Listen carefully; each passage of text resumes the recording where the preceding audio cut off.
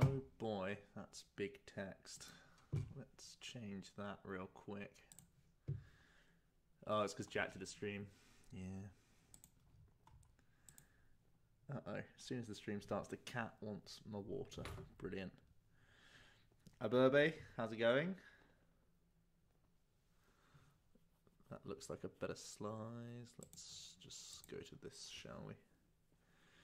That seems good. Alright, let me know if the sound is all okay. Just have to mute myself. Gonna be doing a double League Cup report today. And also going to be going over my all-time results and trying to look at how to analyze yourself as a player, where to put yourself, and what goals you should be setting yourself for future tournaments based on how and what you've achieved so far in the game. So that's what we're going for.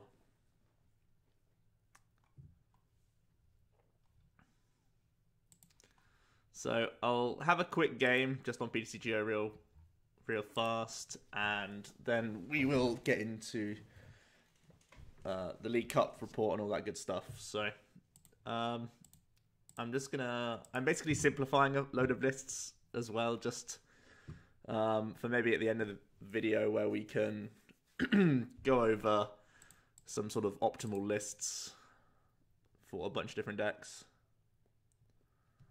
Liverpool are playing, but I don't support Liverpool, and Swansea are probably going to lose to them anyway because they're playing terribly this season.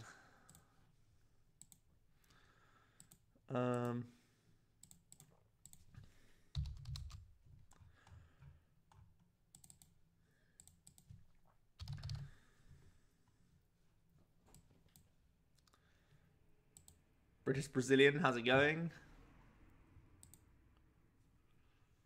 Do I want this card? Probably not. We want this card. Ah, roadblock. I want a few cards. Okay. Choice Man's more important in this deck. Coco's not that important. We want Parallel.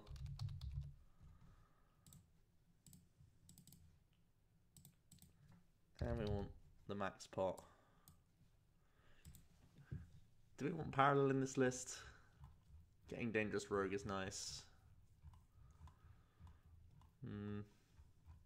Okay, let's just go as simple as poss.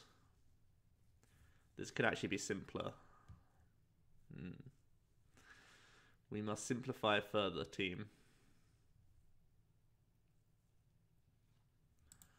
I'm going to reduce my Lycanroc count.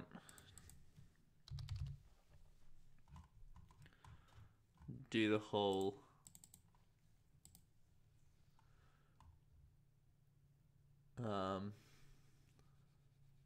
what's it called?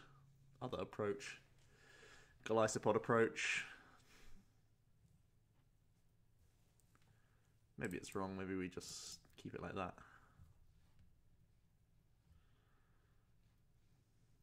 Okay, see how that goes for now.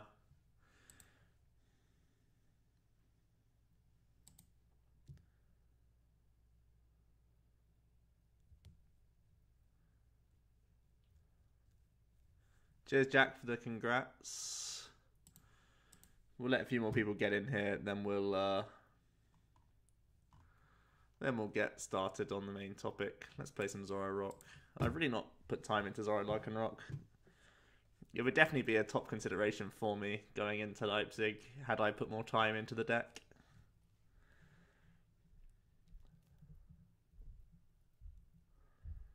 But yeah, today is going to be about a quick little rundown of the 2 cups that I went to this weekend. And also, then I've recorded all my results from every tournament I've ever played in. And we're going to sort of analyze them and use it as a basis for looking at how much or little I've progressed as a player and where I need to position myself as a basis for you guys to do the same for your own lifetime results, basically. Can we see the double cup list? Yep, no worries. It'll be shown off today. I'll just let a few more people get into the stream. Hello to everyone in here so far. Let's see how many people we have right now. 15 of us right now. I think we can get a few more in here before I start going for the list, because people will just be asking for it all day.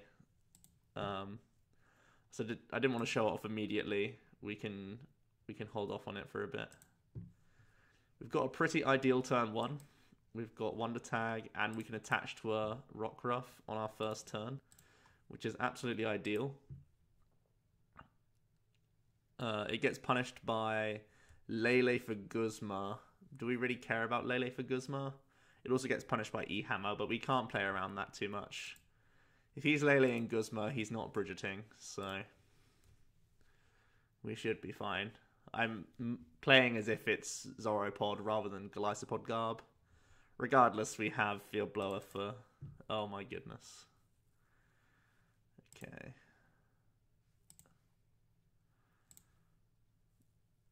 Let's make sure I'm not doing anything stupid.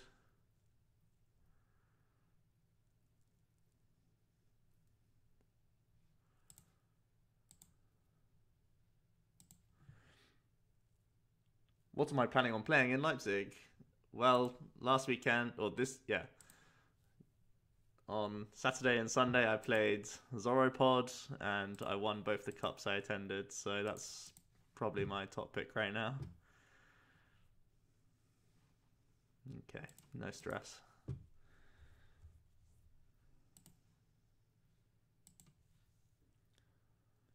This is not currently on Facebook. I just showed off a picture of a Zoroark, a Golisopod, and 4 Bridgets just to bait people into coming onto the stream. Because I'm a selfish man.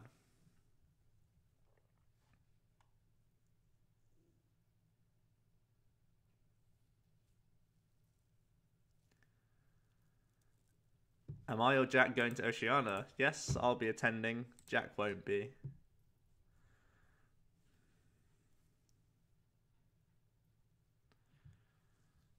You want to know how I feel about Shauna being terrible drawing 5 and Cynthia being the saviour of the format of drawing 6?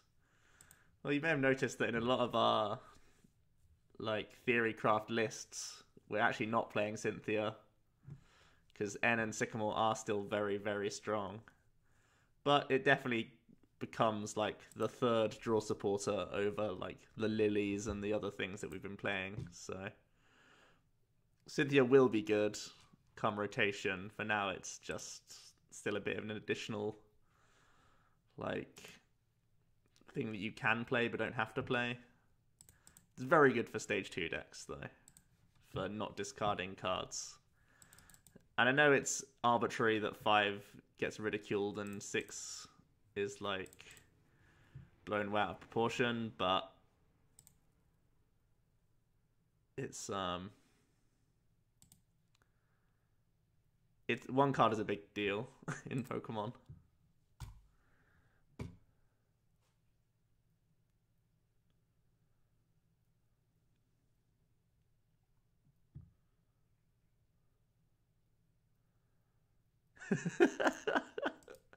Cheers, Mad Captain. Have fun with cramming. Good luck as well. You've got one tomorrow and Thursday. Good luck for both of those. Thoughts on Sylveon? I think it's one of Jack's picks for Leipzig. Don't know my list, but you tested for Bridget and it's actually insane. I hope you mean insane in a good way. I mean, realistically, it's not that big of a difference to 3 Bridget, right? So it's just a mentality thing. Oh wow, Table 1 hosting with 55 viewers. That's absolutely insane. Thanks so much, Pablo.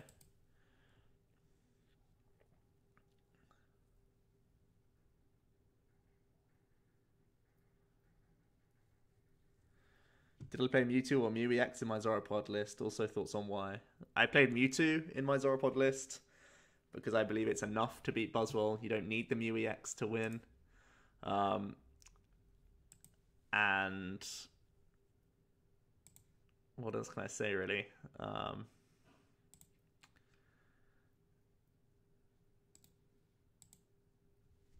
It's also not 2 prizes against ZoroPod, so you can actually put the card down in certain games. It's like versatile enough to do okay things against like Volk and everything else, so just being a non-EX gives you so much. Okay. So we could just guarantee and use second Kukui right now and copy Energy Drive for our first prize. I don't hate it. I don't want to give them more cards.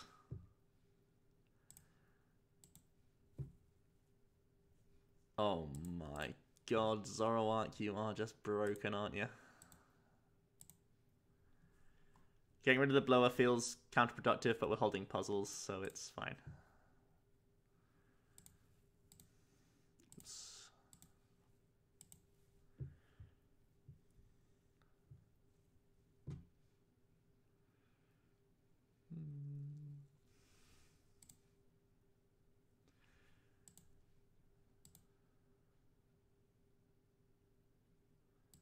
Sure.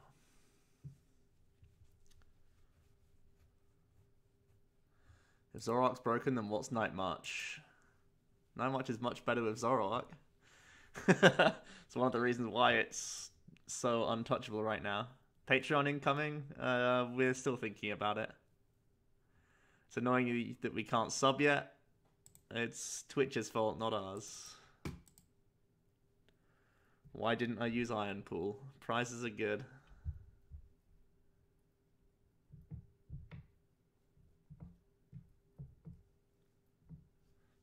Viewer count says 47 on the mobile.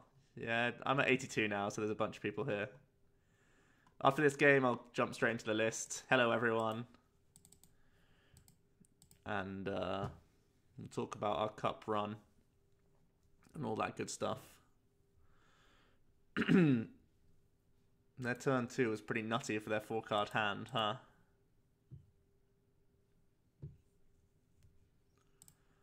Talk about a bad read. Good lord.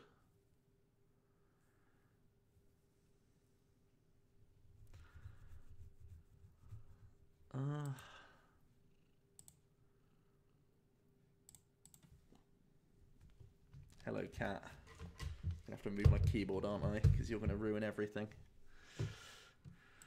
Okay, let's start by drawing some cards. Get out of the way, cat. There you go. We found a Bridget. We did it. Damn it, cat. Get out of here. Okay, so we have the float, and now that we actually have access to Rockruffs, we want to attach here. It also makes us less weak to a plea. Get rid of Sycamore.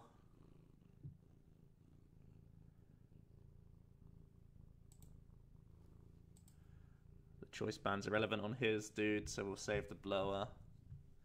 Oh boy. What would be the best meme play for Leipzig? Probably the best, like, meme tier deck would be Wishy Washy Walls. Like, it's not meme tier, but it's sort of, like, disrespected. Quad Ranger? What's been going on in your stream, Pablo? My lord.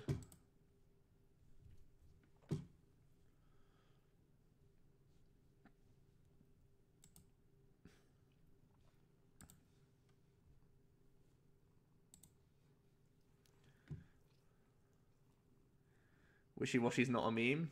I mean, it's not a conventional deck. And also, it's such a weird question. What's the best meme? Like, it has to be bad to be a meme deck, really.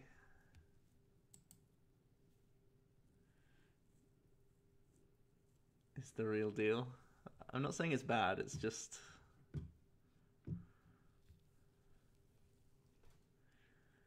annoying, right? So good for the meta. Yeah, it's good. It's good.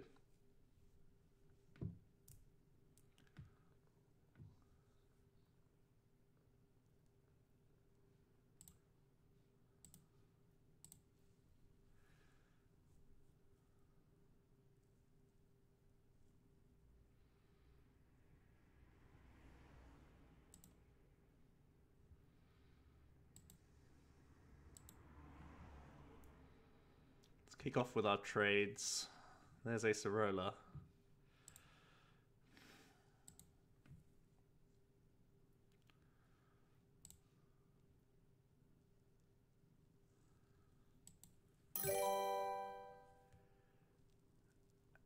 Asmerd King is now following. Thanks so much. White Evo Soda in Zoro Lycanroc. Because you get more Zoroarks out, and Zoroarks draw cards.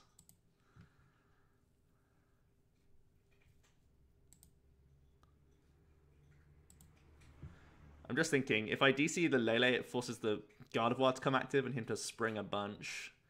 If I attack with a Zoroark, you can just KO with a Gallade, and that would be sad times. So let's KO with this guy. Don't want to trade anything away. I want the option to have Blower. I want the option for the Fighting Energy for Lycanroc that's in our discard pile. So we won't trade away a Zoroark. Doesn't sound like a good plan.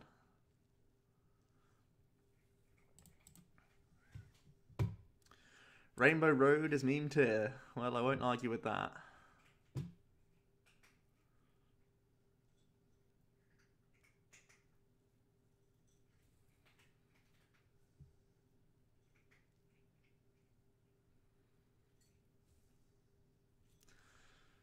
So, this way we force him into another Gardevoir, or they need DC choice.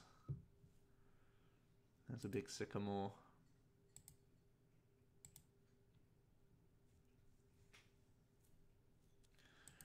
Rainbow Road is still in standard, believe it or not. Okay, we have the Blower for the parallel. It is still powerful here, of course. We may have to puzzle back some basics.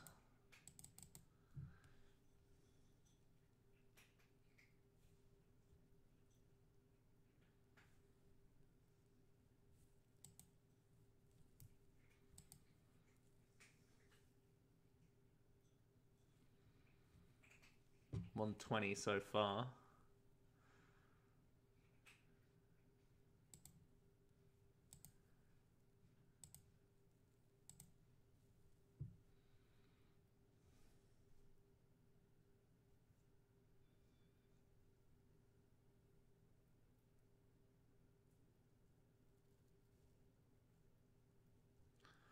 Why not Timeable instead of Evo Soda? Honestly, I haven't given it much thought. You probably could play Timeable.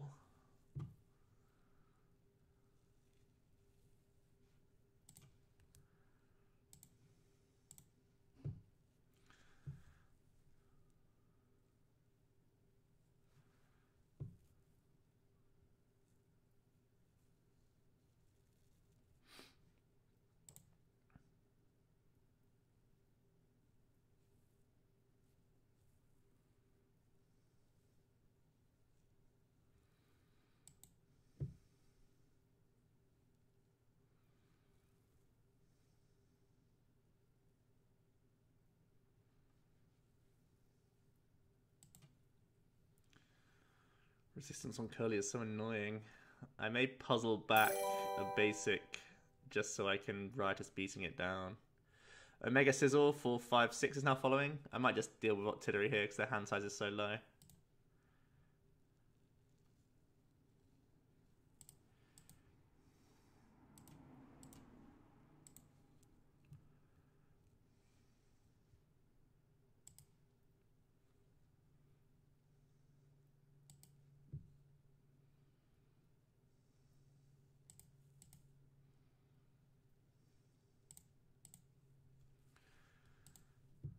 Shoving Lele down just for a bench Pokemon. I think I'll take the option to Guzma over just a card that I will always be getting rid of, which would be Bridget. So I think we just recover Zorua Rockruff. It's a really weird use of two puzzles.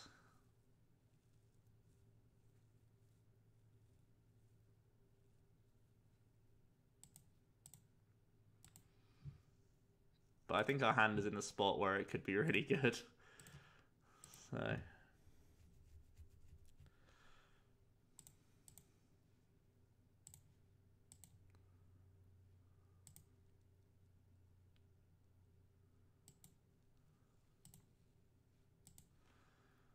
Give them the old beats. See what their 2-card hand is like.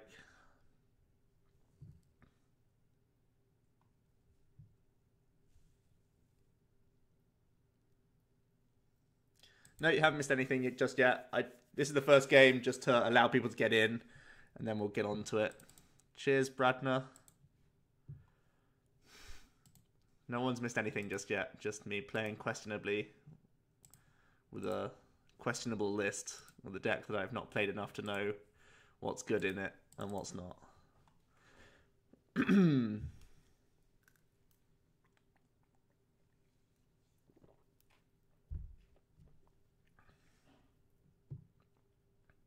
Candy Glade Sycamore would be nice.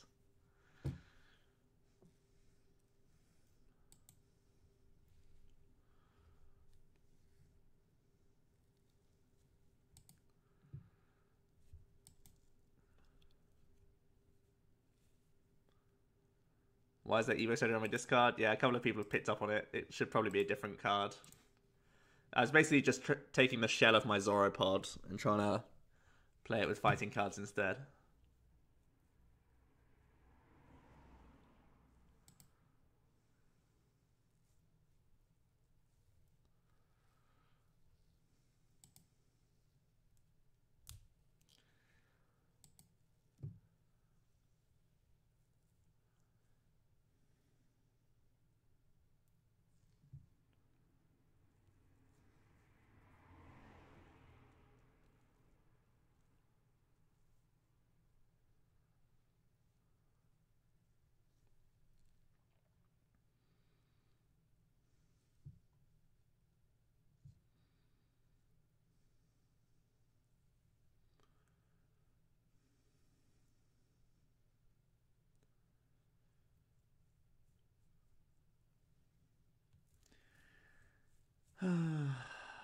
Make your move. Gimme this, yo. Gimme this.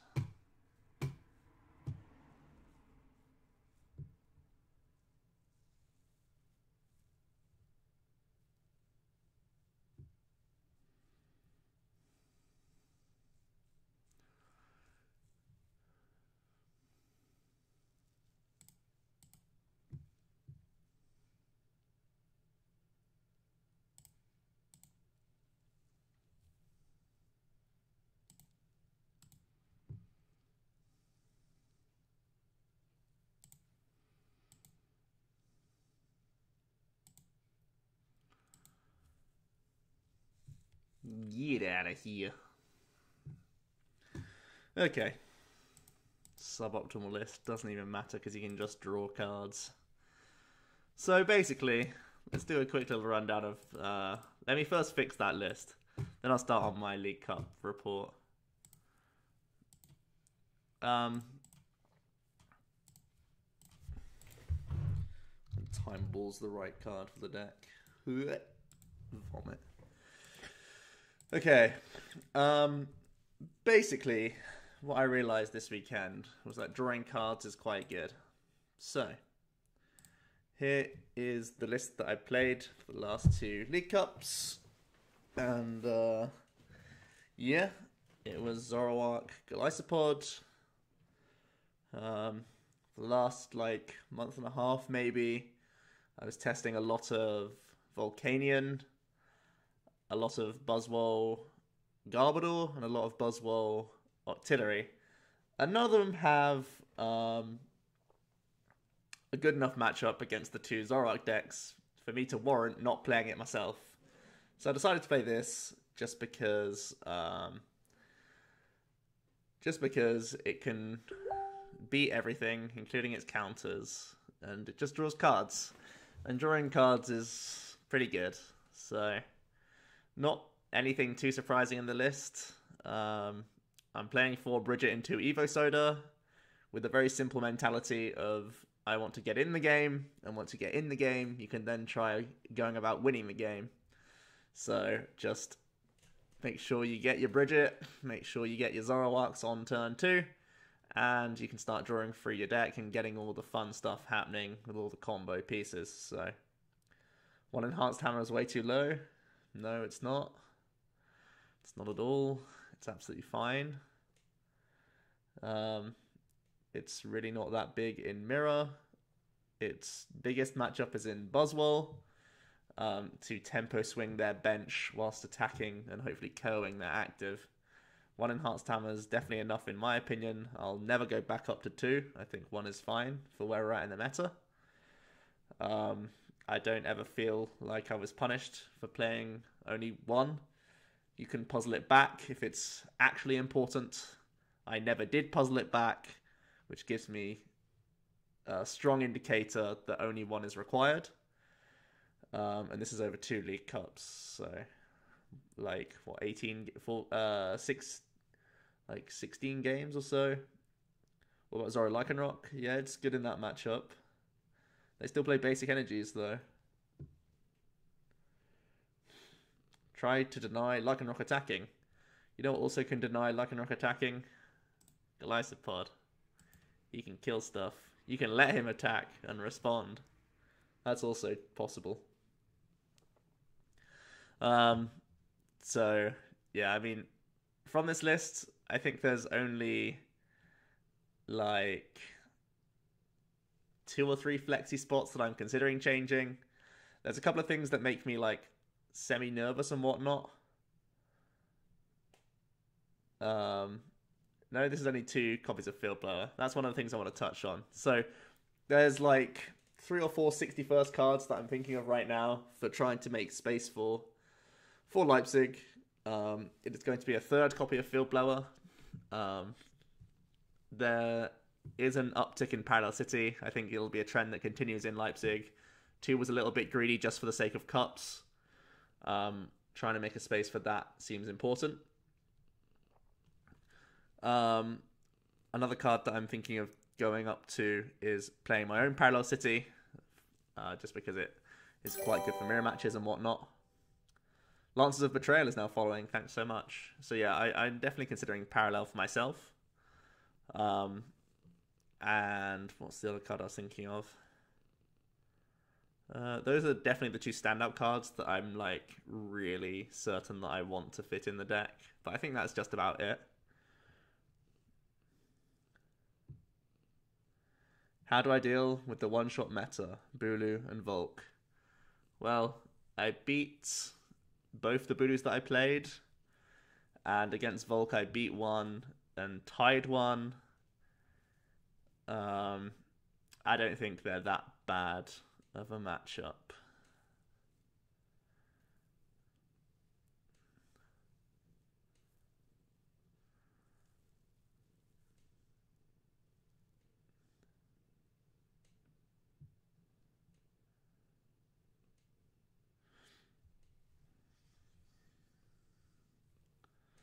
Mallow's also a good card. Yeah, I've never really felt wanting for Mallow. I think if you're going to play Mallow, you cut to 1 Sycamore. I don't hate it, because the amount of times that if plan A goes well, and you bridge it, and then you get Zoroarks, you never need Sycamore. So you start dumping Sycamore, and that's when Mallow becomes good. But Sycamore is the sort of get-out-of-jail-free option when stuff isn't going to plan. You need to dig and find Zoroarks on, like, turn 3. So I prefer Sycamore just for being like, plan A is not going well, let's still have a card that actually helps us, rather than Mallow, which is like even more plan A focused. But I am playing a lot of singletons that are worth pulling out with Mallow, so yeah. Mallow also really helps hitting big combos, like trying to crossing cut with Choice Band, Guzma, stuff like that. Obviously not with the Guzma, if you're Mallowing, but you know what I mean. Hitting combos. How do I approach Mill? You auto-lose Mill. Mill ain't good.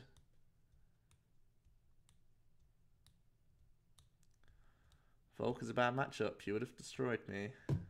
Well, I don't know.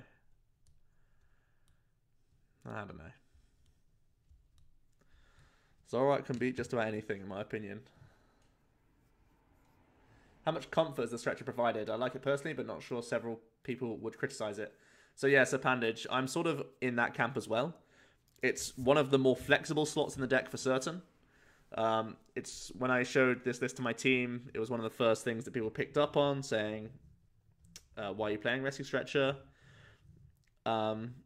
Ultimately, I found it useful throughout the day, or both days. And it's like more necessary now that Parallel is being put into a lot of other people's lists. So having some Pokemon recovery is really important, or additional Pokemon recovery to just using puzzles. Because using puzzles for Pokemon recovery is terrible, and you're not even able to do it against mirror matches, because you need to out-resource your opponent in mirror matches. You need to win out on Acerolas and Max Potions. Basically is oftentimes how you win a mirror match. So having the Rescue Stretcher means that you can survive Parallel City mirror matches. And when I say mirrors, I don't just mean Golisopod, I mean all Zoroark mirrors, basically. So I like playing the Rescue Stretcher, but it is flexible depending on how much Parallel you expect.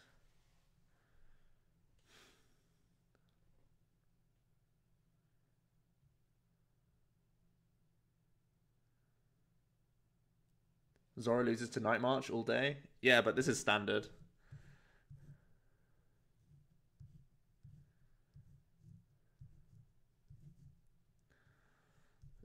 Jack, I played against a pretty good Volk player. Morska donated £1.77. 1v1 Volcanian list scrub. I'm ripped.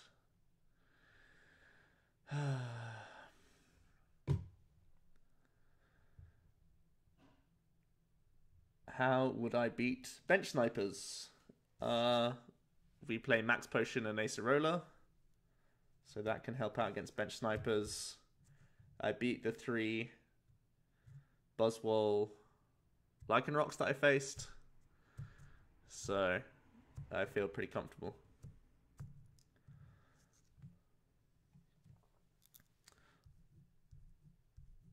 Yeah,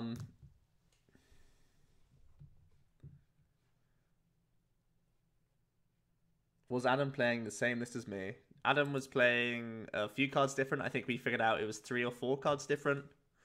He played Mew EX. He didn't play... So, Mew EX instead of Mewtwo.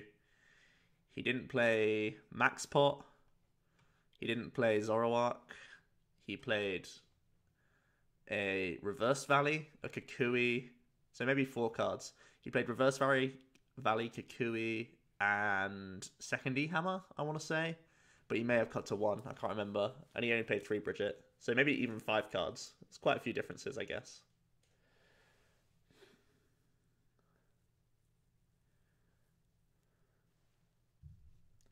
What's the only thing that could dissuade me from playing this deck/list in Leipzig?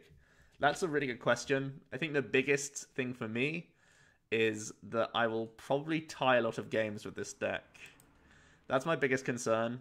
If you look at my matchup rundown, so I faced, let's see, over the course of 2 days, a great person, 1111, is now following. Thanks so much. You truly do follow your name very well. So I played against 4 Zoroark variants.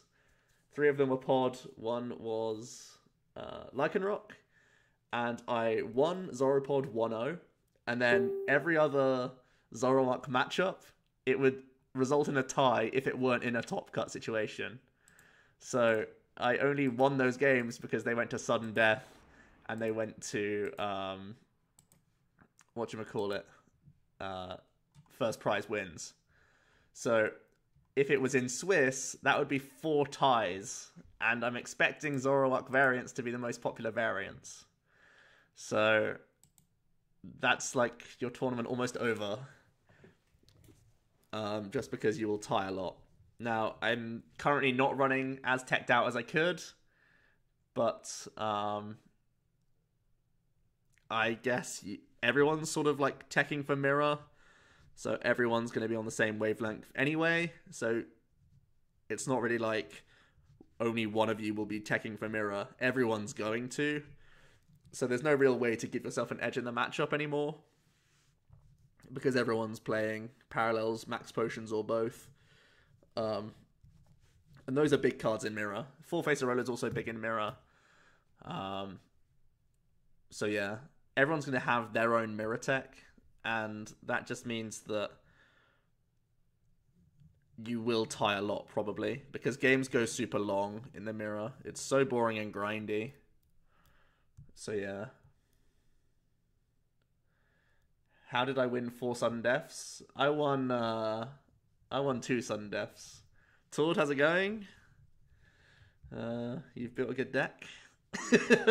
And thanks for that. I appreciate it. I won 2 sudden deaths. Both times I went second. Both times my opponent went first and used Bridget instead of N. And them using Bridget means that I simply can't bench another Pokemon during the sudden death period. So I was just down to Lele's. In both sudden deaths, so in the first sudden death against Tamao, I led Tapu Koko with Lele on the bench. And against Adam, I led Tapu Lele specifically because I knew I was going second. And if he was to end me to 1, I don't have a 60 HP Pokemon active. So I essentially led Tapu Lele in both games. They go Bridget, pass. I go DCN on both occasions, and then I energy drive them out in both occasions. I think, obviously, sudden death always has a luck element to it. You're ending both of you to 1, and I got lucky in both occasions, actually. I got Tapu Lele against Tamao, which then meant I could Sycamore and spam energy drive a few more times. And against Adam, I got Sycamore, so I could Sycamore into more energy to energy drive him out. So I was pretty lucky in both sudden death situations. Someone has to be lucky. I mean, it was unfortunate to go second because it really limits the amount of plays you can do, but I simply got cards off the 1 card end, so lucky in that situation to just energy drive them out. And then against Tamao again in top 8 of Reading, it went to sudden death. No, sorry, it wasn't sudden death. It was game 3, and time was called. The 3 turns were played, so it was then last prize wins, and he had a Tapu Koko on his board and couldn't remove it, so I could just deal with that 1 prize, even though he was, I think we were even on prizes, but he definitely had like a clearer win condition on board, because I think he had a Grass Energy on Golisopod, and I had Lele's around, whereas he didn't have Lele's around, but he did have Koko around, so I could take the 1 prize much easier than he could take the 2. So I got fortunate that it came to a last prize win situation. I think in an extended game, that would have been a loss for me as well. So, yeah, classic me. Getting the luck sacks on the sudden deaths. But yeah, there you go. So yeah, I mean, anyone who wins any tournament gets lucky at parts. It's just mine were quite obvious that they were in sudden deaths. What's last prize wins? So essentially we were in game 3. Both of us had 3 prizes remaining at the end of 3 turns of time. So instead of just like shuffling up and going to a new game or whatever, because the game can't result in a tie because it's a top 8 game, instead of so after the 3rd turn, then it would come back to me as turn 4, and then at that point, either player can take a prize, and that prize is the deciding prize of the game. So it's effectively like you're doing a sudden death, but you're already mid-game, basically. So that's the idea. Did we decide to do it together? No, that's the rules. That's the rules in Top Cut.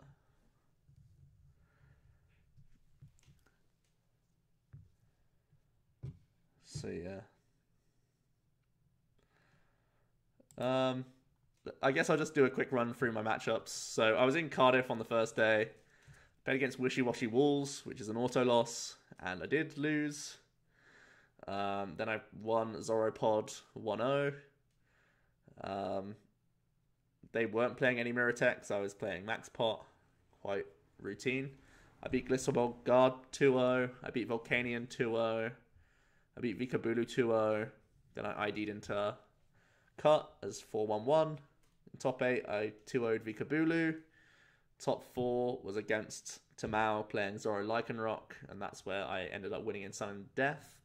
I seriously choked like super hard in this series as well. In game 1, Tamao led Mew EX and went second. So he should always lose that just because he led Mew EX and went second. Like, there should be no way that I lose that game. But I choked super hard by Ultra Balling the wrong card away. That meant I had to like completely change my turn. Even though I'd sat there, planned it out, and then I literally just Ultra Balled physically the wrong card away. So I ended up losing the game where I was like super favored to win.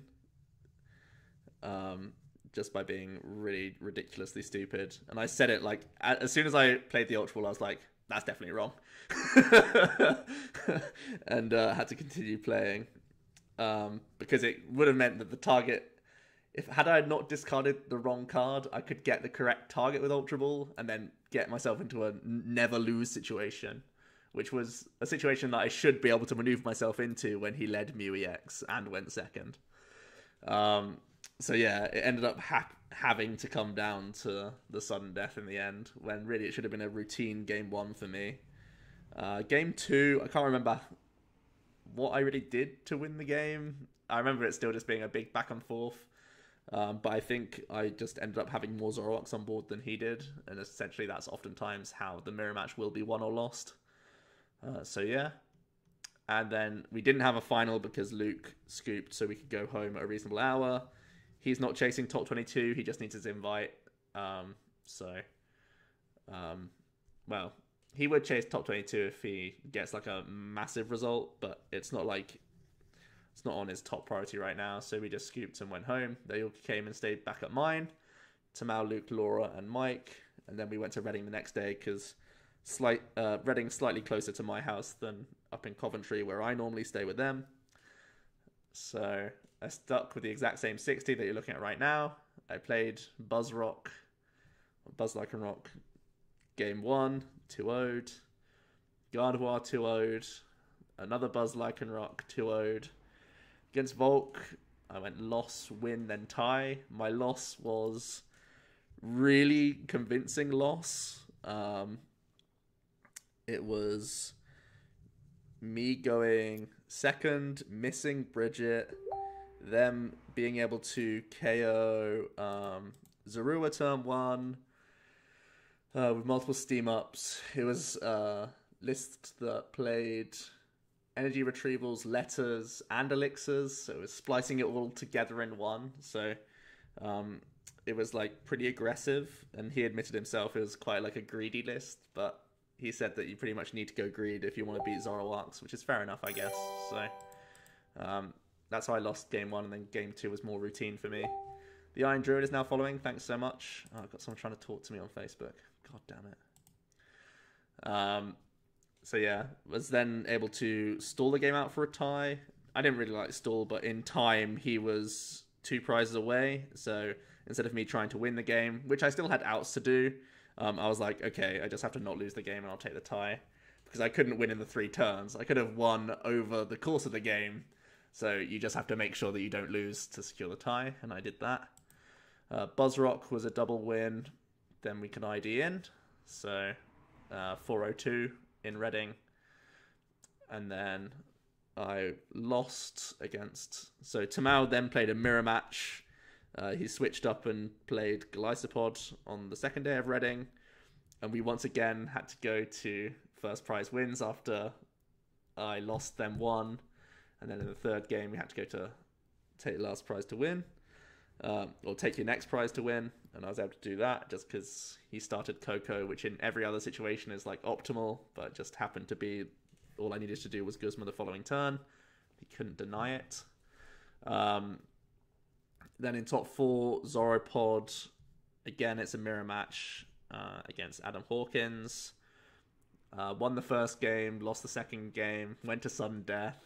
I lost the flip, but was able to get DCN from Tapu Lele. I actually Lele'd again, so I led Lele intentionally and had another Ultra Ball for Lele, so I could thin cards from my Actually, double Ultra Ball to thin my entire hand, other than Lele for N.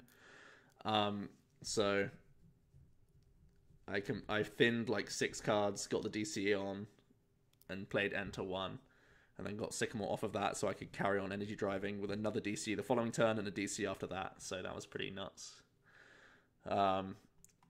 And in the final, I was up against Decidueye Zoroark with Tom Hall. Last time me and him played, it was in top 4 of Sutton Coldfield. I was playing Mega Manectric against his Machamp deck, so I was quite happy to get some vengeance for that day, way back when.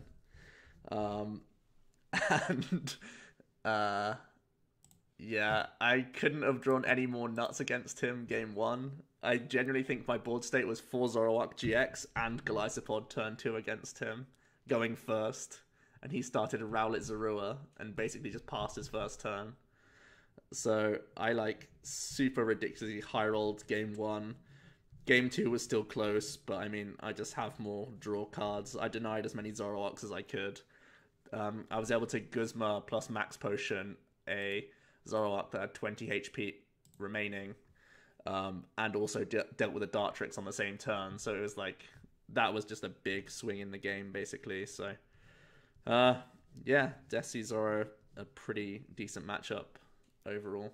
So, I wouldn't say Desi Zoro is unfavored. I'd say it's a close matchup, but I think the consistency of Pod sort of pushes it over, just because there can be a game where they don't get stuff going and then you just win. So yeah, changes to the list.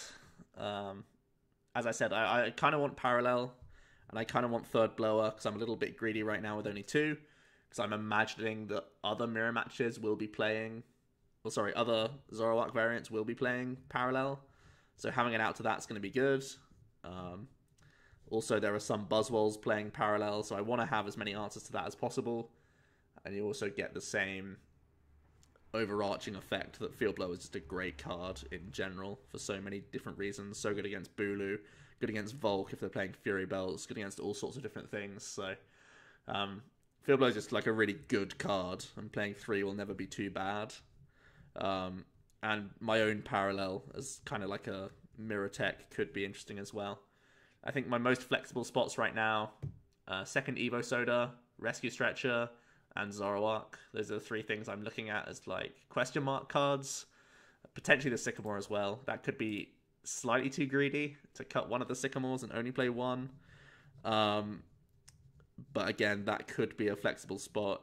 I kind of need to work out this week what I want to cut to fit in those 2 cards. But other than that, I think obviously Zoroark Pod is still really good. It's top tier. Everyone says it, and it's just reinforced it in my mind pretty much that it's just really, really solid overall. So yeah, if you have any questions on the list or matchups or whatever, go ahead and shoot them my way and I'll answer as many as possible. Let me catch up on some of these comments going on earlier.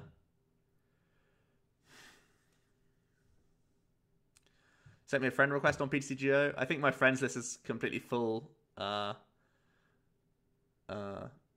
Ostrich, so I can't add anyone else. Oh, you did it to Tord. That's fine then.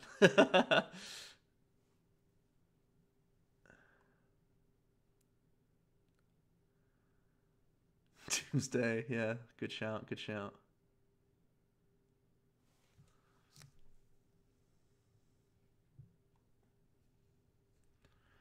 Desi Zoro auto win. It felt like it, Tord, to be honest. Any thoughts on Mew in this? I think Mewtwo's fine. I mean, I beat 3 Buzzwole Lycanroc and I felt in control of every game. So I don't think I need Mew EX to make it any better, especially at the expense of having worse matchups against other stuff, because if you lead it against ZoroPod or against Zoro Lycanroc, it can mean you like lose the game a lot more often. Omnicat's around here somewhere.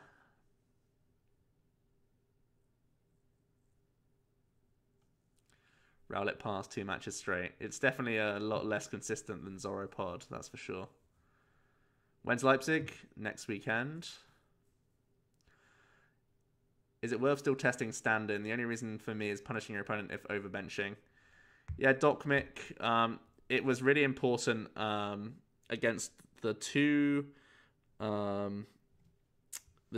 Vault players, the Vika Bulu players I played against. The Zoroark was really, really influential. Really, really big card in that matchup most of the time, because unlike other decks that sort of naturally take themselves to a 7-prize game by just dealing with a Zorua or a Wimpod at some point, Bulu only cares about 2-prize Pokemon, so they're not even going to bother dealing with like Zoruas. So forcing them into the 7-prize game whilst sometimes taking a 1-hit KO is really good. And just even having a threat there available is really important. There was a time against one of the Bulu players where they intentionally Sycamored away Oranguru because it meant that they would be out of range of a Mind Jack knockout, and it meant that I had to 2-shot through the Bulu, sure, but I can combine it with Field Blower N, and then they can't 1-hit KO the Zoroark in the active, or way less likely to, and then I could get into my Acerola loop and do that good stuff. Was it my first time in Reading? Did I enjoy it? Yeah, I really enjoyed Reading. Wasn't my first time. I've been there 3 or 4 times. I've won 2 cups there, I think. And I've cut there a couple more times, I believe. I think I've cut there. Yeah, I top 8'd there with Espeon Wob, so it's definitely a good hunting ground for me. Do I bridge it for Mewtwo versus Buzzwole, or wait till they have 3 energy to KO? I bridgeted it against a player who led Regirock, went first, Float Stoned, Elixir attached to Buzzwole, and retreated into the active. I bridgeted and started smacking it in that occasion, but in most occasions I won't bridget it out. Only 1 E-Hammer, yeah, I felt that was all I needed throughout both days. I wouldn't go back up to 2. You have puzzles if you really need them, but I don't think they're mandatory to play 2. It's only really a headache if you prize it, or if puzzles need to be used for other cards, really. Can I complain about the friend cap when you talk to TPCI because of streaming stuff? I don't think it's really appropriate for me to ask them about that. It's completely different line of... It's completely different departments. Completely different. What is my Black Horse deck for Leipzig? Good question. That's a really good question. I would say Quad Sylveon is my Black Horse deck. Lots of good matchups right now. Very powerful deck. Guardian meta. 1-1 Sylveon, 2 Glade, 3 Max Potion. Sounds fine. Sounds fine. Yeah.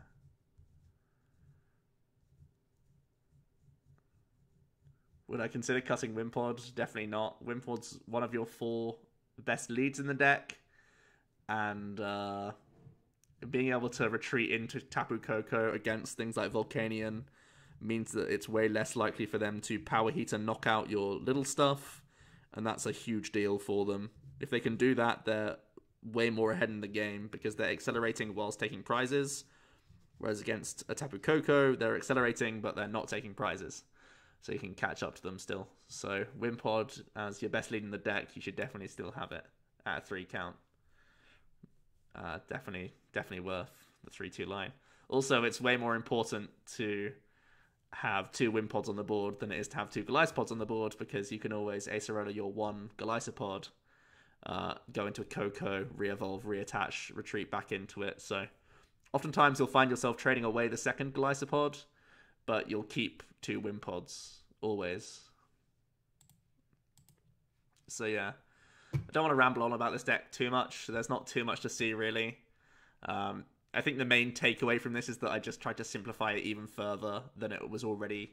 It was already, like, super high on the consistency scale, but my mentality is always get into the game first, win it, and then you can start thinking about winning it, right? So just having the second Evo Soda, or the 2 Evo Soda, that 1 wasn't even staple until a few weeks ago, and the 4th Bridget just means you get into the game, you get into trade, and trade wins you the game in almost every matchup, no matter what. So, or at least gives you the cards to give you the outs to win every game. That's the idea of this deck. You can beat anything with this 60 card list. You just need to draw into some specific cards at specific times, and Zoroark lets you do that all the time. So yeah. Yeah, pretty good deck. I'm pretty certain I'll play it for Leipzig, if not a different Zoroark variant, if I test any more this week. Other issues of ZoroPod, it takes the sack to all mill decks. It's going to be the biggest priority to beat in Leipzig. Everyone wants to have tested against it. Everyone wants to beat that deck. And also mirrors, another concern. They are boring. They are oftentimes won and lost by who wins the coin flip. And they are also very long, grindy games about resources. And whoever techs more oftentimes will win. So yeah, I think there's a lot of boringness to the amount of mirrors that could happen in Leipzig. So that's another niggle. But other than that, I think it's absolutely fine to play. What can you do at DreamHack other than play the regional? They had a lot of games set up last time. They also have a couple of staging areas. Between rounds, it's always good to wander around. They had food stalls. There's lots of people giving out freebies as well. So if you just do a couple of circuits after every round, you'll get like free Red Bulls and free like little sort of bits of food here and there. I don't know, whatever wacky stuff they're coming up with. If it's free, just grab it and carry on. Lots of freebies to have at DreamHack. It's great. Swansea beat Liverpool? Whoa.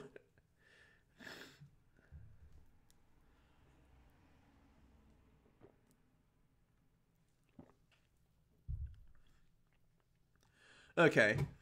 So, let's move on to the other thing. Didn't I top 8 last year? I came second last year in Leipzig. And that is a brilliant interlude into what else we're getting onto today. And that is going to be my all-time statistics of how bad I am as a player. So, Pokemon, the official website, is a great resource for a number of reasons. But they also record a lot of good information there. And a topic today is going to be how we can use this information. Well, first of all, I sort of documented it all just for the sake of just sort of boredom / interest and all that good stuff. So, but I'm hopefully going to use it today as a model for you guys to sort of measure your own success and where you should be aiming for realistically. Because it's always, in life and in Pokemon and everything else, it's always important to have goals. And it's always important to be moving in the right direction. And having statistics is always a great way that you can do that. You know I love myself a spreadsheet. So this is yeah, this is what happens when I'm bored at work. Man, if I could apply my Pokemon interest into any work, my goodness. I don't have any commentary statistics. No, I don't. Going over my own commentary is always a mission for myself. I write down things that I need to work on, but that's all personal opinion. I don't have the opinions of many people, so yeah. Anyway, so let's have a look at my Pokemon history, shall we? And then from there we can look at what I want to have for my personal goals, and then maybe it's something you guys want to do for your own interest, or it could be a useful exercise as well. So yeah.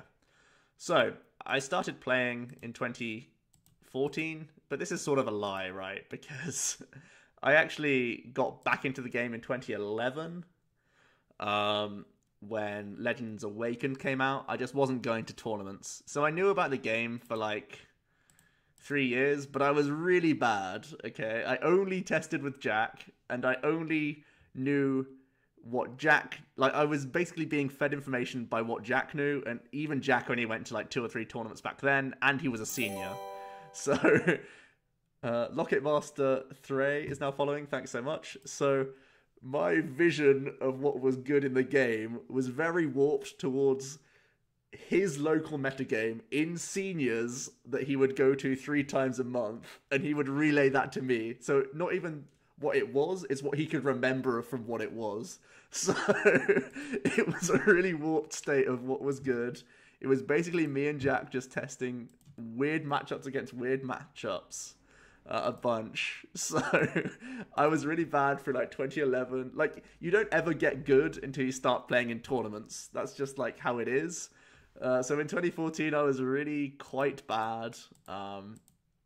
But I had been playing the game for a number of years, so not at a high level. I knew the rules for a lot of years, and I knew what cards did, but I just didn't know how to use them myself. So, where did I meet Jack? I met him over a Skype tournament being held by Pokemon Dan, now known as the Diamond Minecart, the best played YouTuber right now. Is actually him. He does Minecraft videos now, but he used to do what's it called? He used to do Pokemon videos. Pokemon Dan level 45. He was like basically the top cut of his generation, really. So yeah, I entered his tournament. It was a Skype tournament, and I met Jack on there. We didn't play each other. We didn't play against each other in the tournament, but he sort of had like a hangout chat where we could just talk about cards, and then I think it was either him or I just said, oh, hey, is anyone free for a game? And I think we were one of the only two people on the same time zone as well at the time, because there was some Americans in his thing as well. We just started playing against each other, and I don't know, neither of us had very busy schedules back then, so we just kept on playing against each other. So yeah. Anyway, so for maybe like 2 or 3 years, it was just me and Jack playing for funsies, and I would never even attend tournaments. But in 2014, I started to dip my toe into tournaments. You can see my play points were 27, so comparable to like last year where I traveled a lot. It's, you know, not a lot of points. A lot of these play points weren't even for big tournaments. A lot of these play points were stuff like pre-releases as well. So, and league challenges. I've got everything down to league challenges on here. I didn't put any stuff that doesn't offer CP on my spreadsheet. So yeah. So play points isn't like a huge indicator of how many tournaments I went to, but you'll see that I've broken it down into years, and you'll see like I attended Nats, 2 regionals, and 3 cities in 2014. So it wasn't like I didn't travel, but I didn't travel a lot. So yeah. So my ranking at the end of 2014 was 25th in the UK, which is remarkable for how bad I am, or was. Still am, but definitely was. 200 odd EU, 600 odd global, with a win-loss ratio of 1.75. Not very good. But you can see that hopefully this is an increasing number down here. This is a slightly lower number than 2017, but if you incorporate Reading and Cardiff, my ratio is now at 2.89. So thanks to last weekend, my ratio has gone a lot higher. But yeah, because I went 14-1 over the last 2 days. So pretty decent for my own ratios. Yeah. So in 2015, same number of championship points, but with less play points. For some reason, 2015 rankings are a little weird, and they don't have all the information, so I can't see how good I was compared to other people in different regions or whatnot. I hope that's something they can fix. I haven't seen it. I think it's been updated. Yeah, it got updated on the 20th, and I started this spreadsheet back on like the 10th or something. I've just been doing bits and bobs whenever I've had a spare minute. So maybe these are back on, but I think these have just been erased, or they're just not showing up for me at least. But yeah, a year on, same number of championship points finished on, which is pretty demoralizing. My ratio was actually a little bit worse by 1 game. So yeah, that's a little bit upsetting, but we'll go into like detail of deck, because I've also got my deck choices for all of these as well, which is also really interesting to look at. So in 2016, I finally got my Worlds invite, my first Worlds invite. 460 CP, not too shabby. starting to jump up a bit on play points.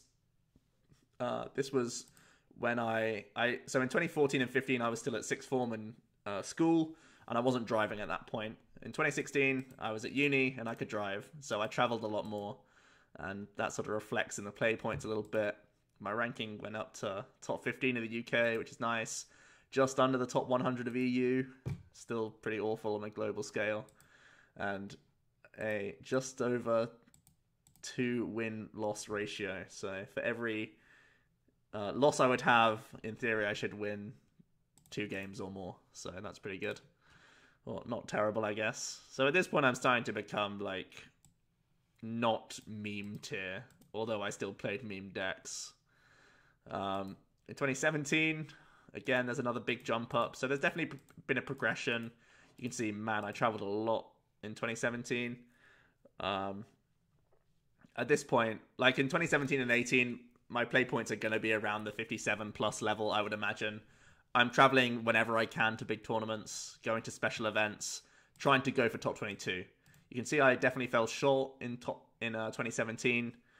I'm always a weird case because although I do attend summer tournaments, I'm not actually playing in every tournament that I do attend, because I'm casting in certain tournaments, or have casted in certain tournaments.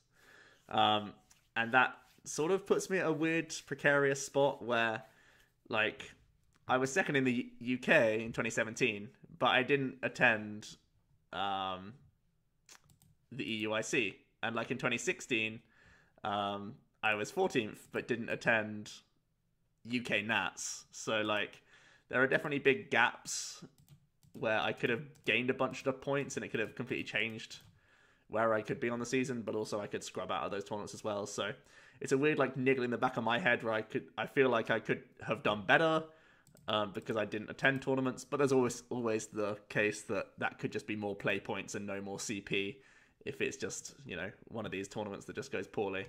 So I don't know. It's just one of those things I sort of have to get over myself with, really, and just accept that was there. But anyway,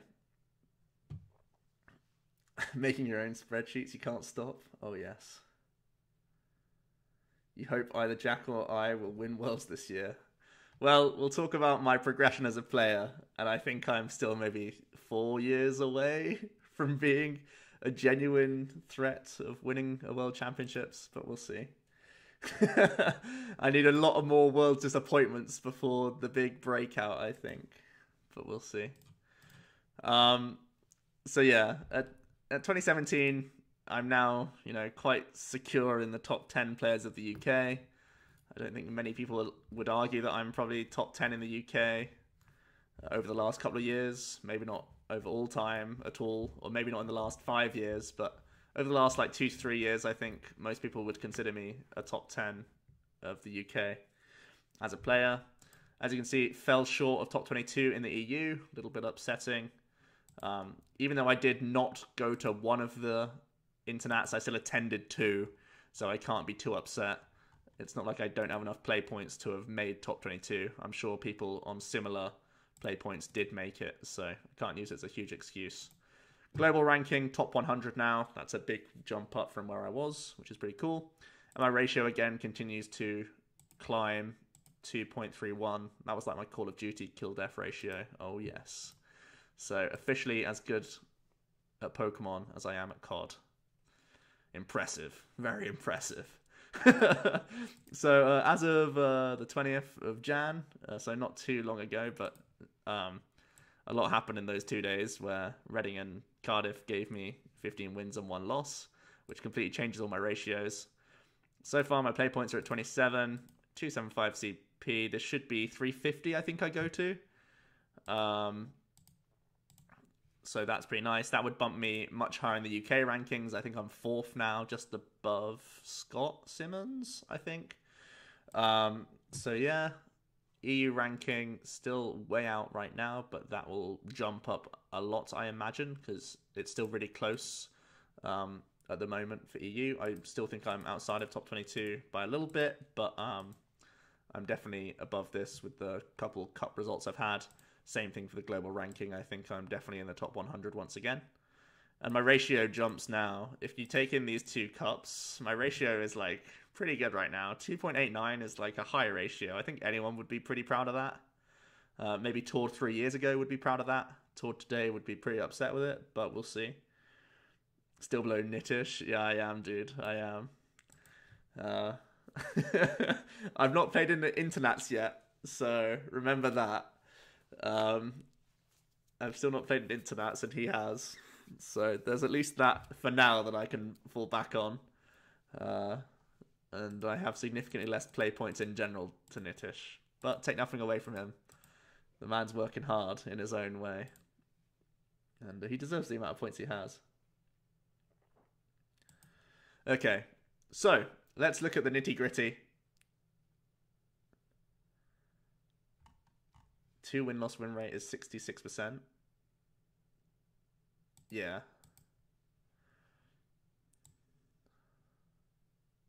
You can see I've got it here, the won versus lost.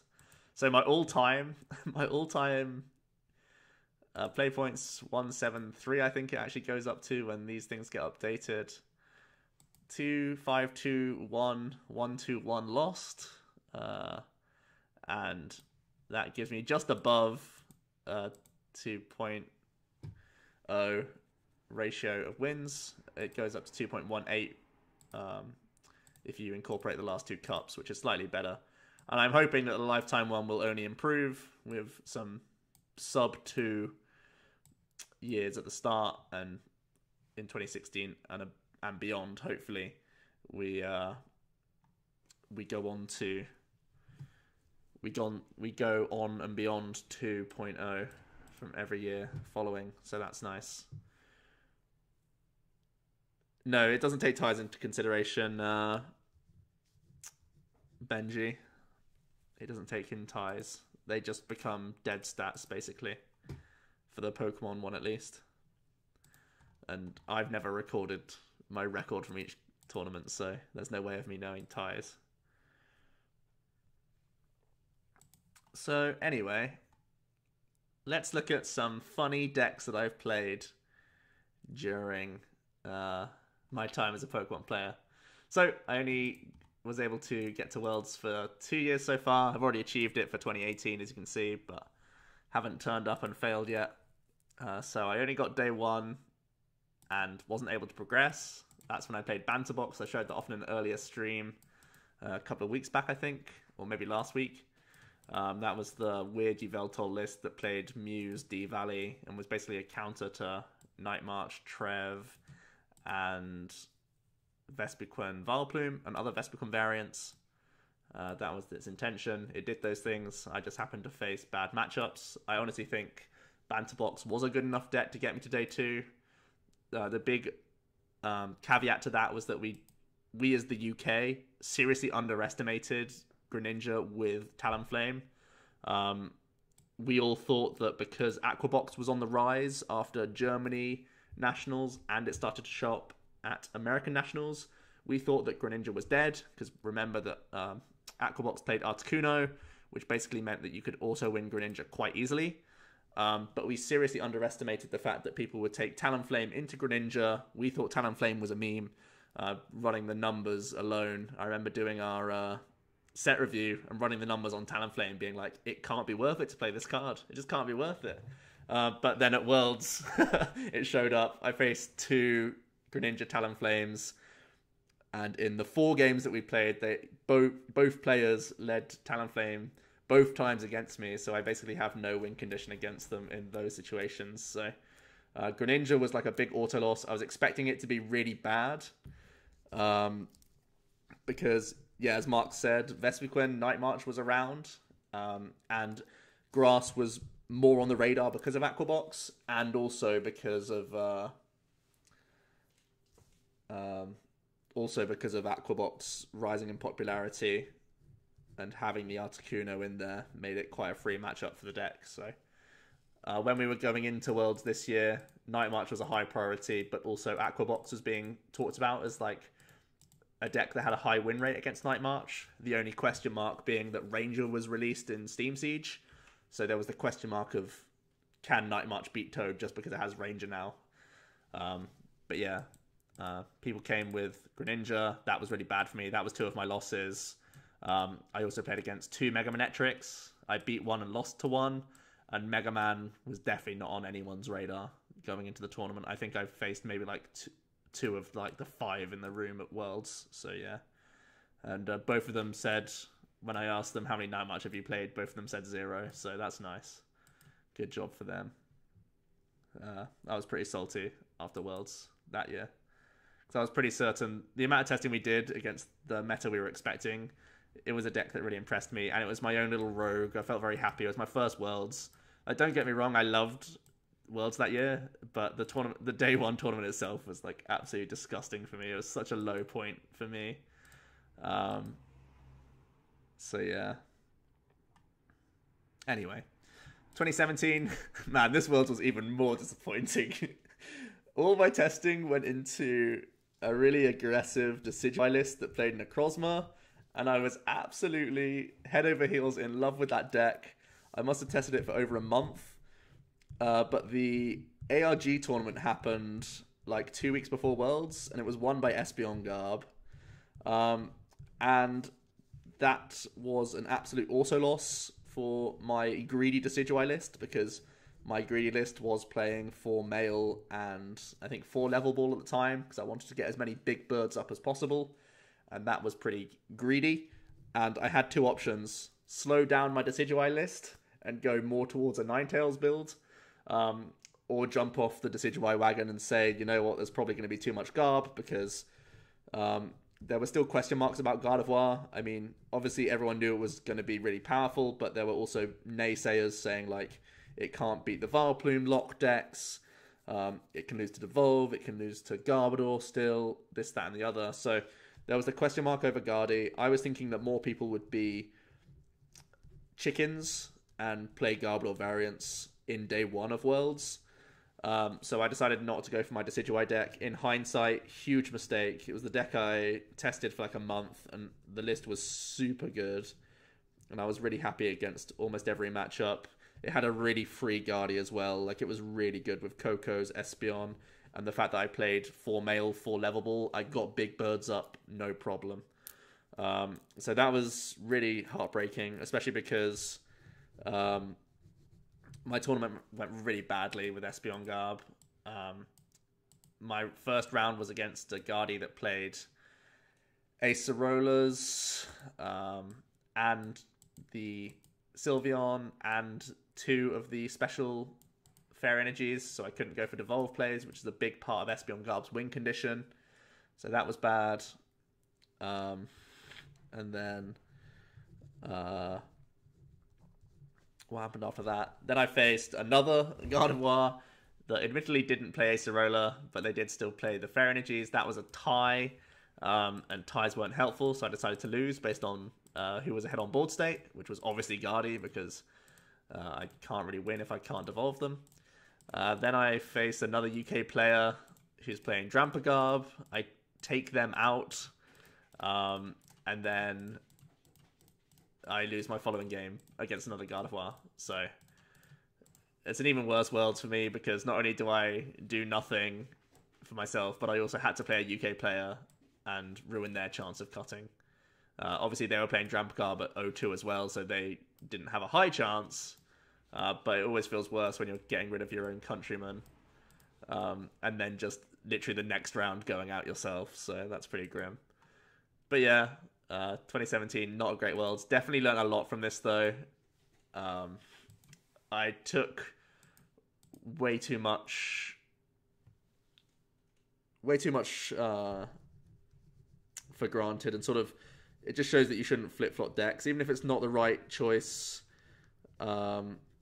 Just having the testing and having a month's worth of the intricacies of the deck could have carried me, and the fact that Gardevoir did show up way more than I expected would have meant that my Decidueye deck probably would have definitely got through day 1. There was also a bunch of Rayquazas, and Necrozma had a really good matchup against that as well, so I definitely should have played Decidueye in hindsight, and I would have had at least more fun, because it was like a really turbo list. But yeah, who knows? At least I've learned from that now, and I can move on this year. So on an international level, so Worlds, big disappointment both times. At an international level, I'm still yet to really make a name for myself as well. ECC 2016, I played Mega Mewtwo. This was when Night March was one of the biggest decks, so it was definitely a risky play.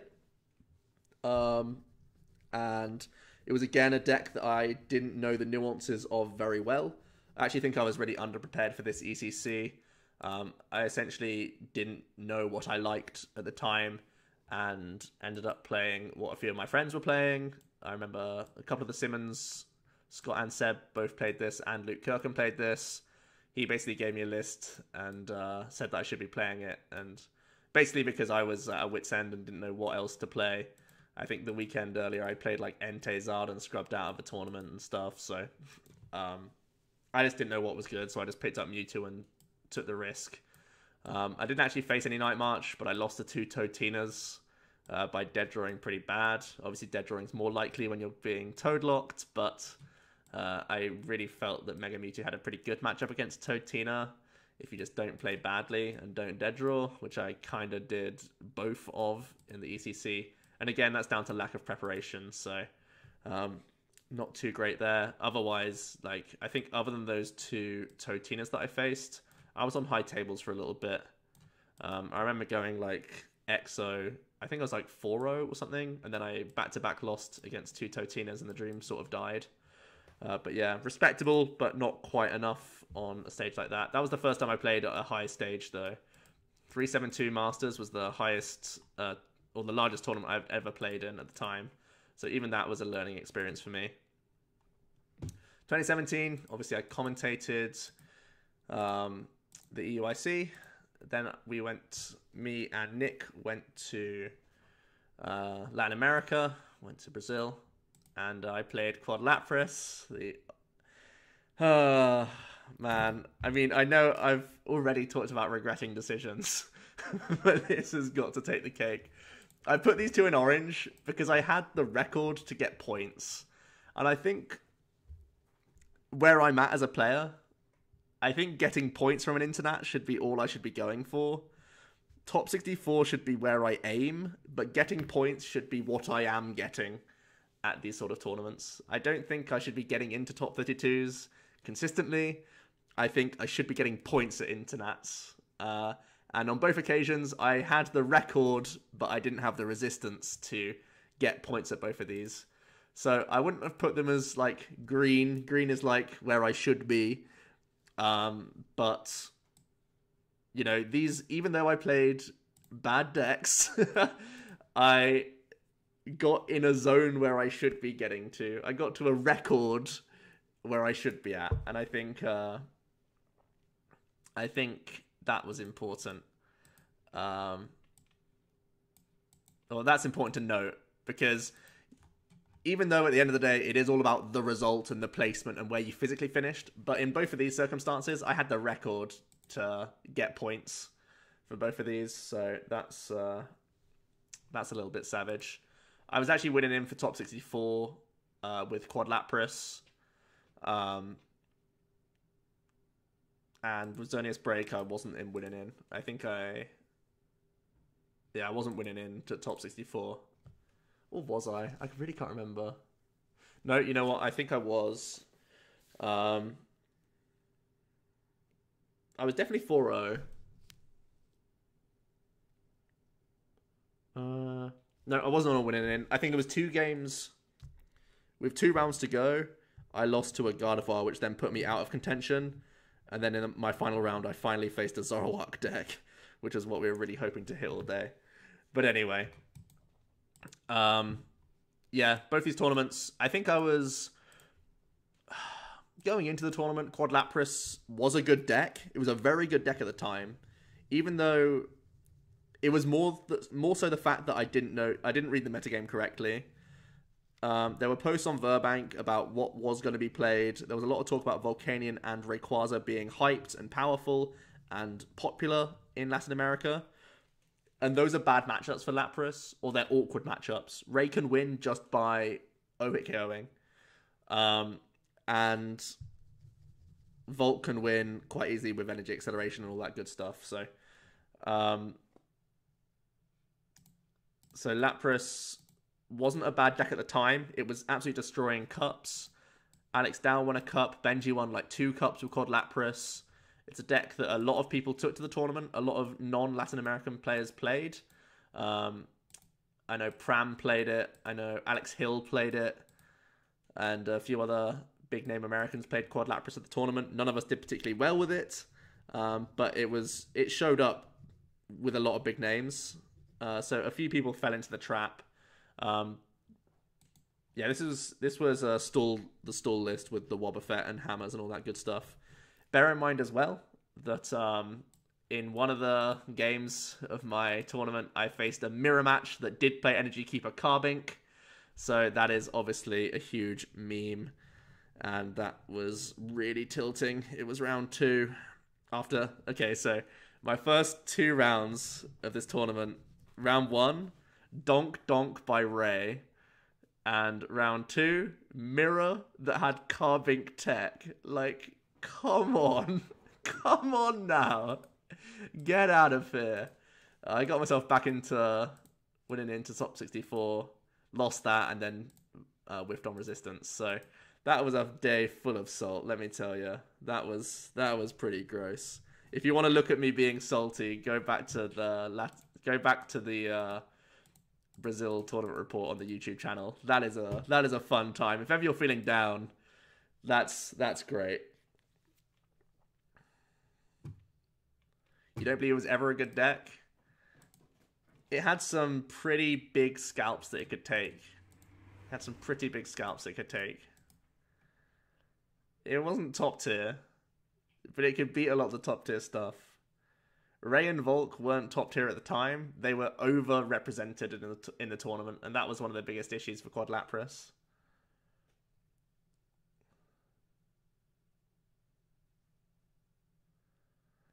Yeah, Nick. You had to deal with me at my worst. Anyway. And then in the NAIC, once again, it's a huge jump in player base. An over 1,000 man tournament, my first experience of what Americans experience, and it was absolutely insane to be part of a tournament this size. I was EXO, got to sit on top table of one of the flights when I was 3-0. Oh, sorry, went from 2-0 to 3-0, and then when I was 3-0, I got to play on stream. And won on stream as well, which is a really cool experience. I've always been the other side of the desk, so that was a really cool experience to be part of. And then my day went pretty poorly. I faced the Vikabulu and lost. I faced a Mega Gardevoir and lost in really unfortunate circumstances. That was against Connor Finton, but it was still under... It was the case where it was like a 10-card dig, and I missed either Choice Band or DCE to blow up his only Guardy and just win. So that was a shame. And I also prized Azonius and Azonius Break against him, which is also a big deal. So anyway. Yeah, and I can't remember what my other... I don't think I lost another game. Did I lose another game? I think I might have. I can't remember what it was, though. But yeah. Azonius Break was definitely a good pick for that tournament. The list wasn't optimal. Luke will admit that. Me and Tamal will admit that. Essentially, it's again one of these situations where Luke had been testing the deck for like a lot, but it was only on PTCGO. It wasn't against me and Tamal because we were just like, go away. We don't want to look at that deck. We want to test real stuff. We're going to America, for God's sake. We don't want to turn up with Azonius Break and play that nonsense. So we just let Luke do his things on PTCGO. And had we had respected him and actually sat down and tested against Azonius Break, we could have optimized that list way sooner. And actually had a real shot of winning. Or not winning, but like going deep into the tournament. We both started 4-0 and we both fell. And we fell to different reasons. A lot of the time, neither of us saw the best matchups. So... that was also a factor. There was a lot less Zoroark Dramper than expected. There was a lot less Espeon Garb, which was another thing we were targeting. But we could have optimized the lists way better had we had tested against each other rather than let Luke test it all on his own and report back to us saying, guys, you have to play this, basically. And it was more so me and Tim out with like 2 weeks to go, once again not liking a deck in the format and just saying, fine, your win rate's good enough, Luke, I guess we just take this. And we tested with maybe like 2 weeks to go. That's when we sort of incorporated Xerneas Break into our testing, and we sort of figured out how the matchup goes against Espeon Garb. That's when we put in the Mewtwo. That's when we had the Oricorio in there. So there was all sorts of stuff going on with Xerneas Break, but had we had done that intensive testing like 2 weeks earlier, don't know what's going on back there, the result of the NAIC for me and Tamar would have definitely been different. 2018, obviously I didn't play in Europe, and Australia is just around the corner. Don't know why I'm playing yet. I guess we'll see what happens in Leipzig to decide what happens. But yeah, that should be good. For Nationals, I only played in 2, because I commentated the last ever Nats alongside Germany and Italy. That's the first time I met Mark Lutz in Germany. That's a tale. But yeah, back in 2014, I played Landorus Garbodor. Again, it's another list from Luke. A lot of my deck decisions come down to Luke Kirkham, and a lot of the times, next to these deck decisions, it's me not cutting. Wow, that's something that I need to bear in mind, Luke. In Luke's defense, I definitely changed this list for the worse. Oh man. So this was when I played Landorus, Mewtwo, Garb, and I played the Magnezone EX instead of Raichu. Yeah, let's not talk about that anymore. For the other Nats, I played Raichu Bats. This is when Raichu Leafeon Bats I played. This was just when Roaring Skies had been released, so it was Shaman, Skyfield, all that good stuff. I underestimated Toad Shaman, because of course this UK Nats was when we had Trump Card legal. So Toadman was by far and away the best deck, 100%. I played Leafeon in my Raichu Bats alongside Virizion EX, but it wasn't enough to beat Toadman, of course it wasn't. And essentially it was down to, once again, testing with such a limited group of people. At 2015, I was still only really testing with Jack, so we didn't have the optimal Toadman list, and we didn't have enough power draw in the list, so whenever I was testing Leafeon Raichu Bats against Jack playing Toadman, I was winning, because we just weren't playing a good enough Toadman list, basically. I think we played other stuff in our Toad Shaman deck. It wasn't just pure Cycle, and we janked out our own list, essentially, that watered down how good that deck was, so. Yeah. But yeah, Raichu Bats got me to top 16. I tied my winning in to top 8 against Night March in super unfortunate circumstances, where I dead draw game 2 and don't have enough time to close out game 3 when I got set up and would never lose the game. It was just that I couldn't win the game in enough turns. So I ended up tying. So we both got top 16. So it was a happy ending in the end. We both got a box each and points and whatnot. But pretty unfortunate that literally the only way I lose to Night March as Raichu Bats is to dead draw. And that happened, which is a bit of a shame. In game 2 so basically like game 1 was convincing, then I lost in like 2 minutes flat, and then game 3 was going very convincingly, everything was on board, and we were ahead in the game the whole time. We just couldn't close quickly enough, because basically as soon as time was called, all he had to do was use Hex every turn to not lose the game, and that's all he did. Promote Night Marcher, VS Seeker Hex, pass. Fine, attack. Promote Night Marcher, VS Seeker Hex, pass. I was like, oh, god damn it. So yeah, but he was never losing that. He was never winning that game, but he only, like, the time was the best he could play for, so that's what he did. But at that time, based on how bad my season was as well in 2015, that could have been a really big difference to my season back then. Reaper Wolf 1986 is now following. Thanks so much. And then commentary for the last year of Nats regionals. So now we're getting into more lots of different stuff. I'm not going to go into too much detail about this sort of stuff. This London regional, I don't for the life of me remember what deck I played. I can only remember playing in London like once or twice actually. So I played because I've won in London before. I honestly can't remember what I played in this tournament, and that's really annoying me. Did Joe win the Skype tournament? I came top 4 at the Skype tournament. I lost to Tommy Roberts, and back in 2014, Tommy Roberts was a real threat. He's back as well, guys. He's back. He's only playing Guardi at the moment, so he's not as big of a threat as he was back then. But he's obviously a very good player. And Tommy's going to be back at it soon, I'm sure. Like, on all cylinders.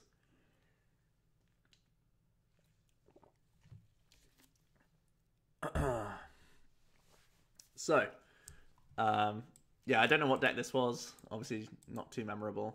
Sun Coalfield with Palkia Strafe. I lost in top 8 to Tamao. And he was playing Blastoise. So I lost my auto win. Man, I was bad. He was super close. He had like a 10-minute conversation with his friends whether or not he should just concede so they could go home earlier. Because he knew it was Palkia Strafe. He begrudgingly decided to sit down and play and then won. And I think he won the tournament. So, fair play to him. 2-0 Tommy winning in for Bremen Day 2. Good job, dude. Good job. Okay. In Shoreham, we top 8'd with Landorus Balloons. That was both Drift Blims with enhanced hammers. And we also played the Flare Tools, what they called Headringers, because you could Karina for Headringer turn 1, and that just shut down a lot of the Mega decks, and also really good against Yveltal alongside Hammers, which is pretty cool. I played Yveltal Vespiquen up here in London. Not in 2014. Yveltal wasn't out in 2014.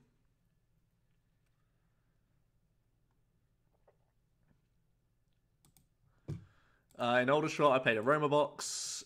This was where I didn't realize that Executor was a deck.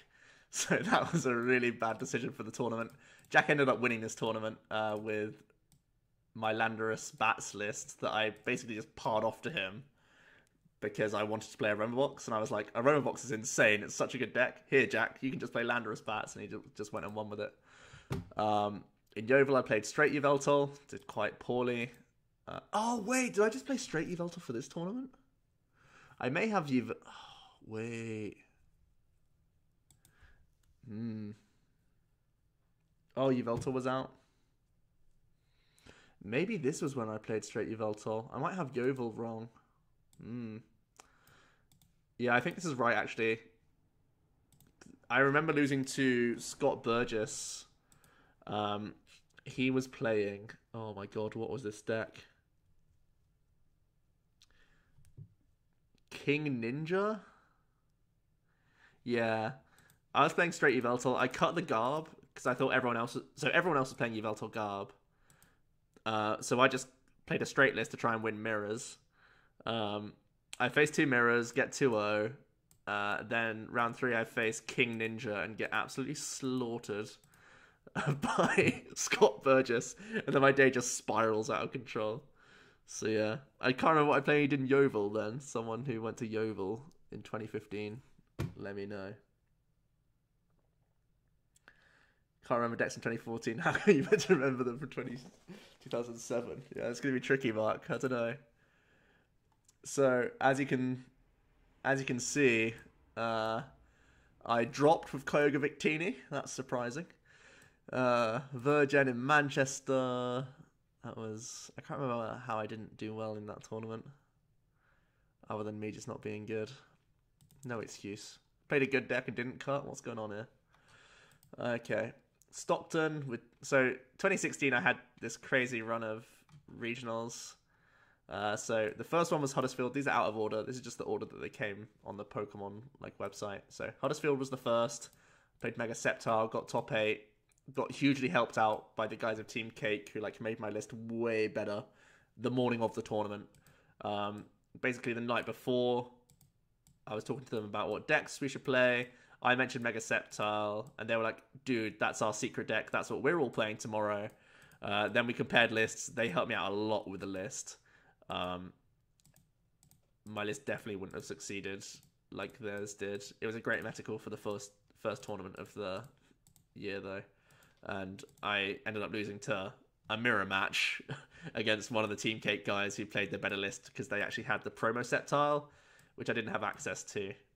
And that was really good in the mirror because you could hit 130 and then 100. So you could 2-hit KO Mega Sceptiles, whereas I could only 3-hit KO Mega Sceptiles. And against the healing deck, it's way better to 2-hit KO than 3-hit KO. So yeah, pretty certain I lost that comprehensively. No chance there. Then I went to Stockton, played Totina. Totina also cut in Huddersfield. I think it got top 4. It was definitely a really good deck. Oh,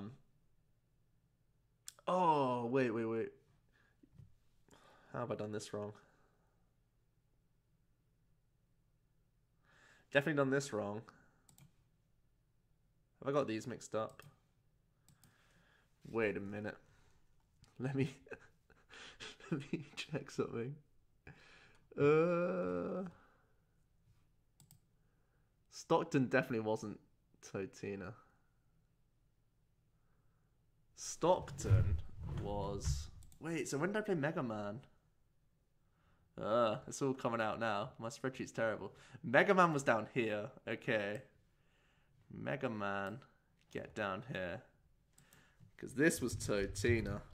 And I know what this was. This was YZG. Okay, we fixed it.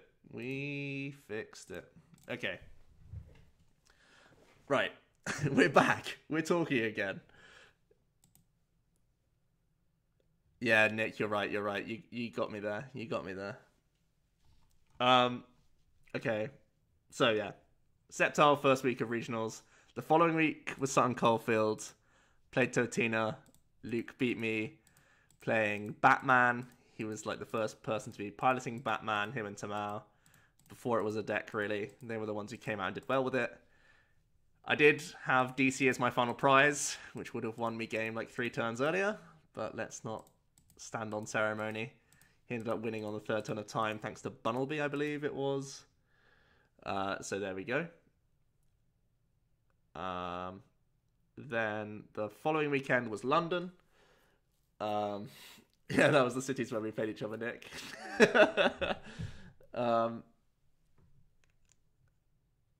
So I'm in London. So after Sutton Coldfield, there was, I think, 3 or 4 Totinas in Top Cut. I was playing Bunnelby, so I was teched for Mirror, and I beat 3 Mirrors in Swiss. Then I beat 1 in top 8. Then in top 4, Luke playing Batman got me. Because Totina and Night March were doing so well in London, I just wanted to target those 2 decks. That's when the invention of Vespiquen Yveltal Bats came in, my own rogue, and ended up winning that tournament, which is pretty cool. My first ever regional win, and my only ever regional win. Pretty nice with my own creation. I was the only person playing it that day. So there you go. Then it was Stockton the weekend after that, or more or less, if it wasn't the weekend after, it was the next tournament. So 1 or 2 weekends after. It was actually this that I played. It was Newport the next weekend. I played the same list, and lost my winning in to a mirror match because people saw my list and actually wanted to play it. Lost my winning in to a mirror where I went second and dead drew, which is a bit sad. So then the next tournament I went and played YZG. Gallade was pretty cool. Ended up losing to Ryan Morehouse in top 4, playing a mirror match where he got 2 Gallades out on turn 2 in game 3, which is pretty savage. Pretty hard to beat at that point. And the last one was in France, where we actually went to. And I believe I played Night March. Again, I'm kind of rusty on this one. I'm pretty sure I played Night March, did poorly. Then the next day I gave it to Charlie, who then top cut with the same list. But I remember being on... I remember being 3-0 with Night March, then facing the quad Toad deck, the one that just played Toads, Shamans, and Absol. It was the first time I'd ever seen it. Got absolutely wrecked by Carl Peters, and then I faced a Toad Tina after that, and then I faced a Toad Tina after that. So again, it's one of those things where started off well, then faced bad matchup, and just completely out of contention at that point.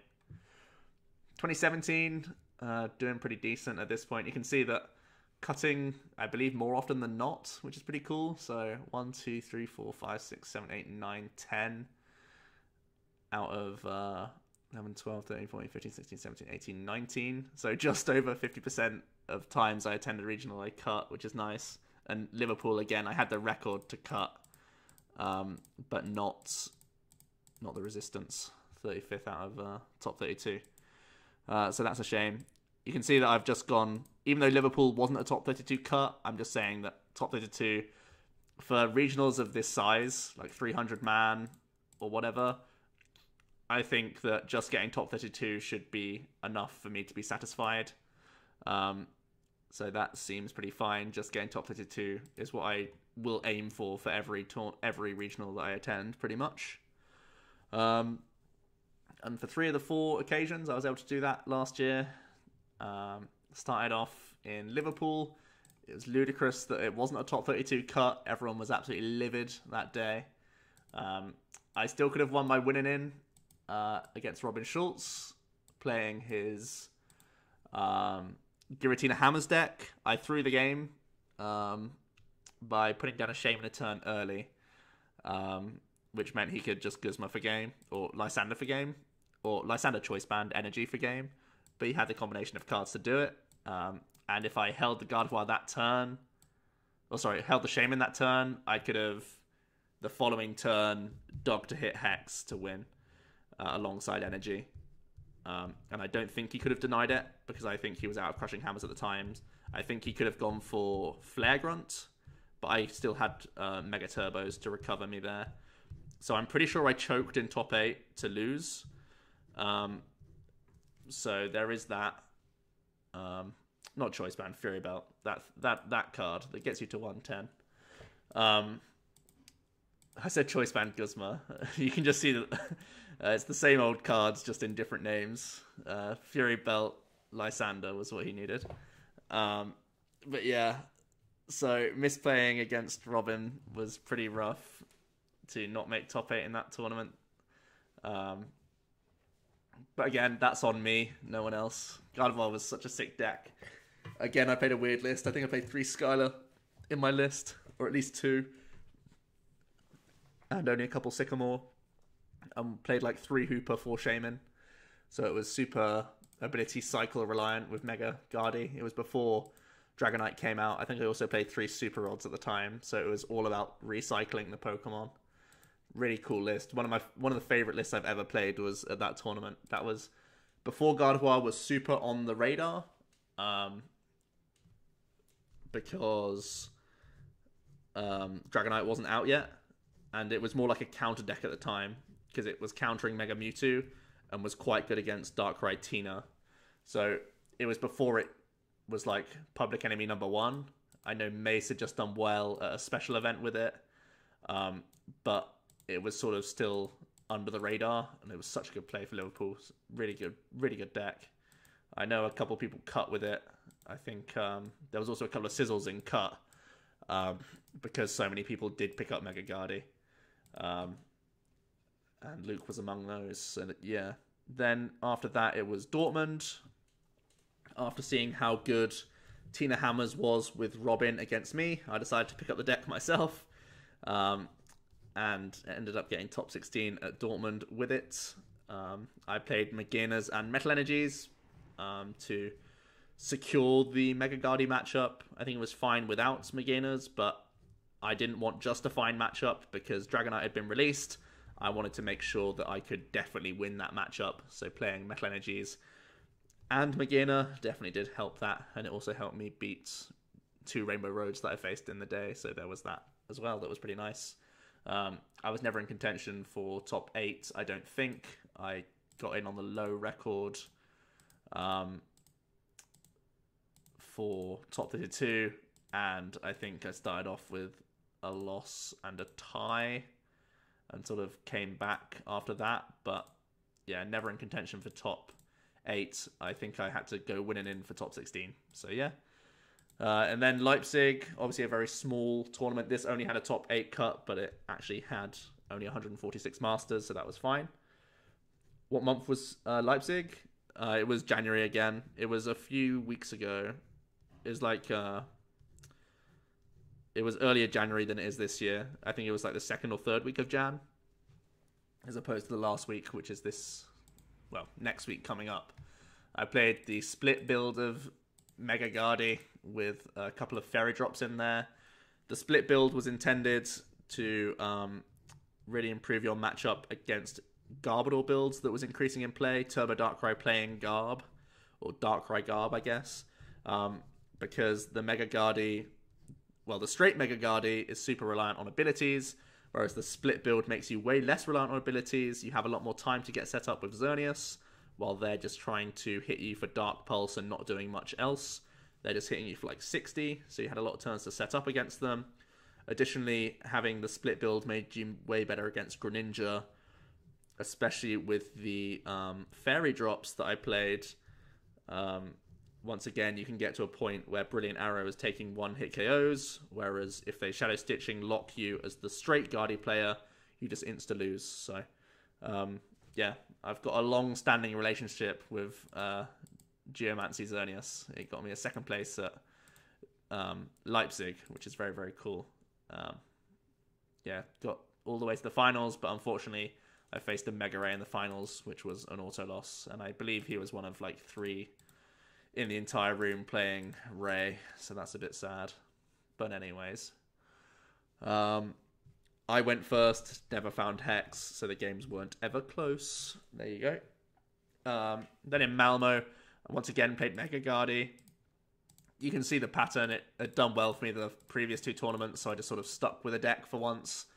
And this time did really, really poorly. There was a game where I lost against Gyarados, which was pretty sad.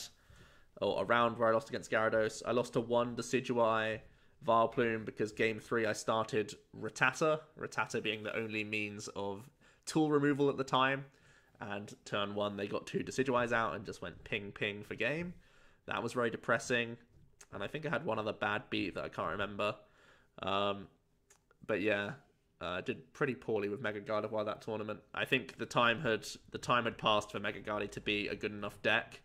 I think Tauros was also heavily played. That was one of the issues for the deck as well.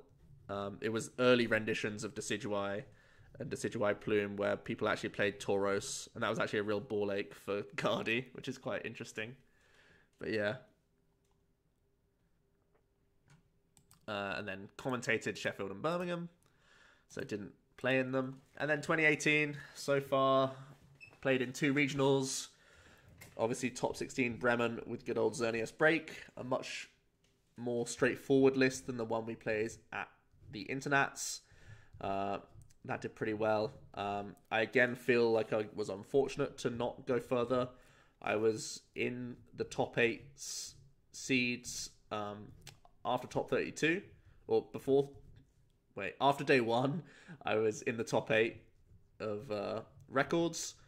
And... At the start of top 32, I faced Rainbow Road, which should be the freest of free matchups for me. I demolished game 1, as you should do, and then it's dead draw to lose games 2 and 3, which is really savage. And then I go down into a worse bracket and face some more difficult matchups like the Guardies. All the Guardies were like on the lower end of top 32 for Leipzig. And once I lost that game, I started hitting harder matchups. So That's pretty sad. I think if I won my game against Rainbow Road, I could start doing IDs with like Tord and Robin and stuff like that. So that pretty much completely changed the complexion of Bremen for me, just losing that first game in top 32 in a really favourable matchup, which was really savage. But yeah, Tamao still made it this time in top 8 with Xerneas Break, so at least there was some representation there. And then Liverpool, Heartbreak. I played Foxy Dramper, really good deck, I thought. I tied against 3 Decidueye Ninetales in my first 3 rounds, so I was 0-0-3. I come back to 4-0-3, then I tie to a Ninetales deck. No, I tie to Aquabox. So then I go to 4-0-4. All unintentional ties. I do my win and in to get to 5-0-4, which is essentially the same as a 6-2-1 record, so it's enough to get top 32, but my resistance was garbage, so I couldn't get there, which is a bit of a shame. Again, that's a deck I really liked, and I thought it was a good choice for the tournament. I didn't face any Drampa Garbs, I don't think. I think I faced an Espeon Garb. And that was definitely something you were targeting at Liverpool. Ended up winning the tournament. I think it got like 2 or 3 placements in cut. So pretty interesting. But yeah, Foxy Drampa almost made it. But there you go. And yeah, Leipzig coming up next week. We'll just put a cheeky first place in there. And move on to Malmo after that with the new format. We'll see. For Leipzig, for those of you joining late who haven't heard the cup report and whatnot, I'll probably just be playing ZoroPod, in all honesty, or some other Zoroark variant if I feel that Pod's not the one for me, but it probably will be. Gone to 2 specials, one in Treviso in Italy, and played Mega Mewtwo Metals. Got to top 8, faced Decidueye Vileplume that played 2 baby Mewtwo's. Pretty easy loss right there. I still could have won game 1. I think there is a cup in Leipzig. Yeah, there was a day 2 last time, and I think there is as well. It was on the email just the other day. I'm pretty certain there is one on the Sunday. Their venue closes at 6, though, so I'm not sure if they'll have time to finish it, because a lot of the cups get a lot more busy. But I won't play the cup, because I've got 2 first places anyway. But it's something that other people can do. I'll just wander around DreamHack on the Sunday if we need to go back to the venue for friends or whatever. Yeah, so I faced a really heavily teched out list of Decidueye Vileplume to lose in top 8. I honestly thought this was a really good list. I thought I was going to go all the way with that deck, to be honest, but there were 2 Decidueye Vileplumes, both playing 2 Evo Mewtwo's to counter Mega Mewtwo, so probably was never going to win the tournament when those 2 guys cut. Anaheim Open obviously kick-started my 2018 season quite well. I played Vikabulu of all things. Honestly, I didn't even intend to do well at the Anaheim Open. I just wanted to play a fun deck because I scrubbed out by playing a try-hard Espeon Garbodor, by being as boring as possible, by playing as consistent of a list as possible. So I just borrowed, I think I borrowed like 50 of the cards from my friends and just said, you know what, I want to play Vikabulu just to have a fun day, and ended up making top 32 of the deck. So that's quite funny. It was before Guardy lists were getting good. It's before they were playing plenty of heal cards. At the time, most people were just playing 1 Acerola as their healing. I lost my winning into top 8 for against Guardy in the end. Against a good Guardy, finally, who did play Max Pot and Acerola. I think he played like 1 of each, but still. It was like I played another Guardy in the tournament and beat it because lists weren't good enough at the time. So yeah, it was fun to play Vikabulu, but it was an easier time because people had bad Guardy lists, so you could actually beat Guardy. But yeah, that's about it.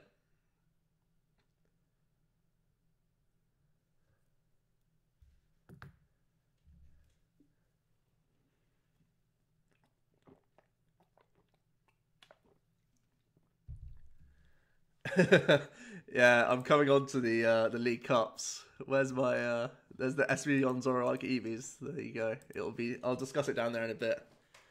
What was Mega Mewtwo Metals? It was Mega Mewtwo that didn't play Shrine of Memories and played it played the other Mewtwo as well. It played the one that did 30 and reduced 30 damage done to yourself. And you play Megina, so you balance out your matchup against Mega Guardy, and you also have a better matchup against Yveltal, most specifically because you can deny the 60-60 snipe of the Pitch Black Spear. It goes from a 60-60 snipe to a 30-30, and that means that you can buy time to find Hex and evolve up through Spirit Links, or find time to Lysander round the baby Yveltal. That was always crucial for Yveltal players to beat the Mewtwo. Mega Mewtwo Metals was, again, one of the decks that I felt one of the best lists I've played so far. Not in terms of, like, power level, just, like, the list itself was probably one of the best lists of Mega Mewtwo that I played. And there's a pattern here where I played super simplistic lists at times that have really taken me far. So, yeah. You mourn Yveltal BKT. It's definitely one of my favorite cards of all time as well. Such a sick card. A lot of my 2016 was playing that card. Played it in Yveltal Bats, and I played it in YZG. So, actually, I didn't play it in London. I played it in Newport. I don't think I played the exact same list. I think I've changed like 3 cards. I've played Fright Night in this as well, like a 2 count, and I played it in a lot of cups as well. So, yeah. On to City Championships. Oh boy. So Cities are basically League Cups, but they just go back further. So my City runs are pretty decent overall. In 2014, I cut all 3 that I went to. Aldershot and Crawley was on a double weekend, so I felt pretty good at that time. So this is the first year I started playing, and these are the first 2 tournaments I attended. And I got first and second. So I thought I was pretty good back then. Turns out I just had some good deck choices and probably some good fortune in there as well. So I definitely thought that I was like the new hot topic at the time. I remember after Crawley on day 1, after I won with Flareon Balloons, a load of people came up and talked to me at Aldershot just because they were like, "Oh, hey, you're the guy who won yesterday. Who are you? What other TCGs do you play? We've never seen you around here before." And I was like, "Nah, man, just Pokemon. Just like playing Pokemon." And they all wanted to see the Flareon list, but I was playing Virgin that day and all that good stuff. Ended up losing the final to Jake Volvin because I prized G-Booster twice against Blastoise, so Black Blister just fisted me hard. But yeah, that was pretty cool. And the final of this, it was actually me versus Jack in the final. He was playing Big Basics as well. So that was pretty cool. First ever tournament, me and Jack both were the top 2 players. It was so surreal for that to happen. But yeah, Virgin Balloons, also a pretty cool deck. Balloons carried so many tournaments. Both tournaments, these 2, completely carried by Balloons. Like, they were some of my favorite cards. And then in Sutton Coalfield, I played Turbo Lugia before it was a deck. I played it with Frozen Cities, and I played 4 Thunderous EX just to start it. And yeah, pretty cool deck. It was before Muscle Band, so that tells you that it was before the deck was a real thing. Yeah. Then we had Sutton Coalfield, where I played Mega Man. Thanks for reminding me, team. Pretty good deck. Got top 4. Ended up losing to my champ. Whoops.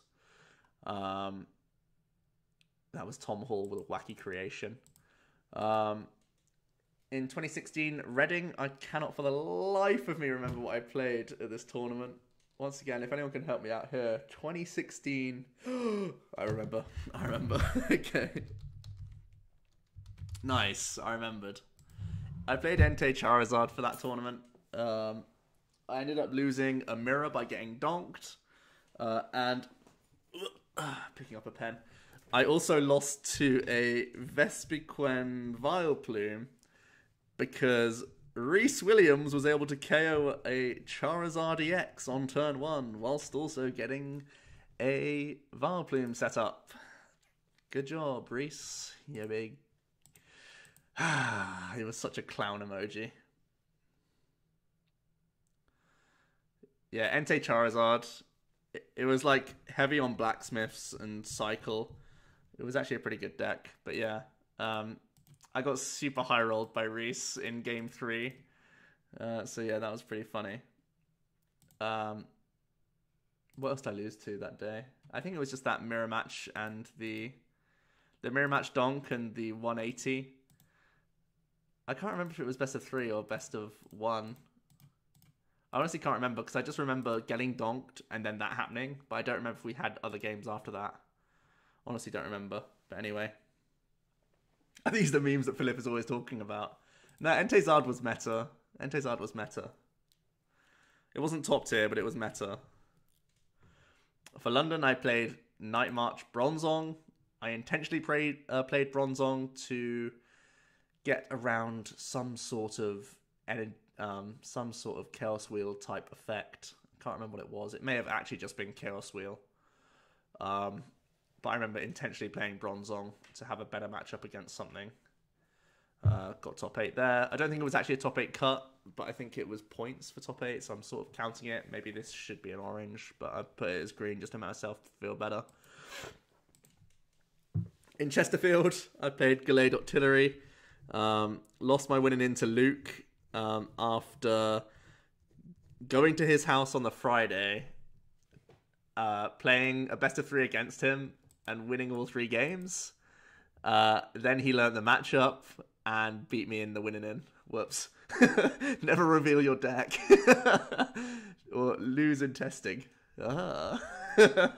Pretend to lose in testing. Genius.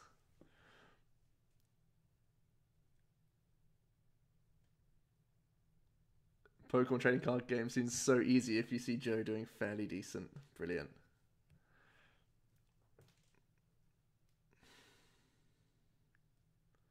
How can this man remember every single tournament he played? Man, I just love Pokemon, dude. You know, it's normally just like tiny little bits that will pick out to you. I normally think of the venue, and then I think about the amount of times I've been at that venue, and then normally it'll pick up a big win or a big loss and come from there. Also, you have the cues from your standing. That's always like a big prompt as well. You're like, when did I top 8 there? And it's like, oh yeah, I played Vespi Vileplume that tournament. That was an expanded. Boring. Not going to go into it. I can't remember what I lost to. Again, this might have been one where it wasn't actually a top 8 cut, just because there's only 16 people.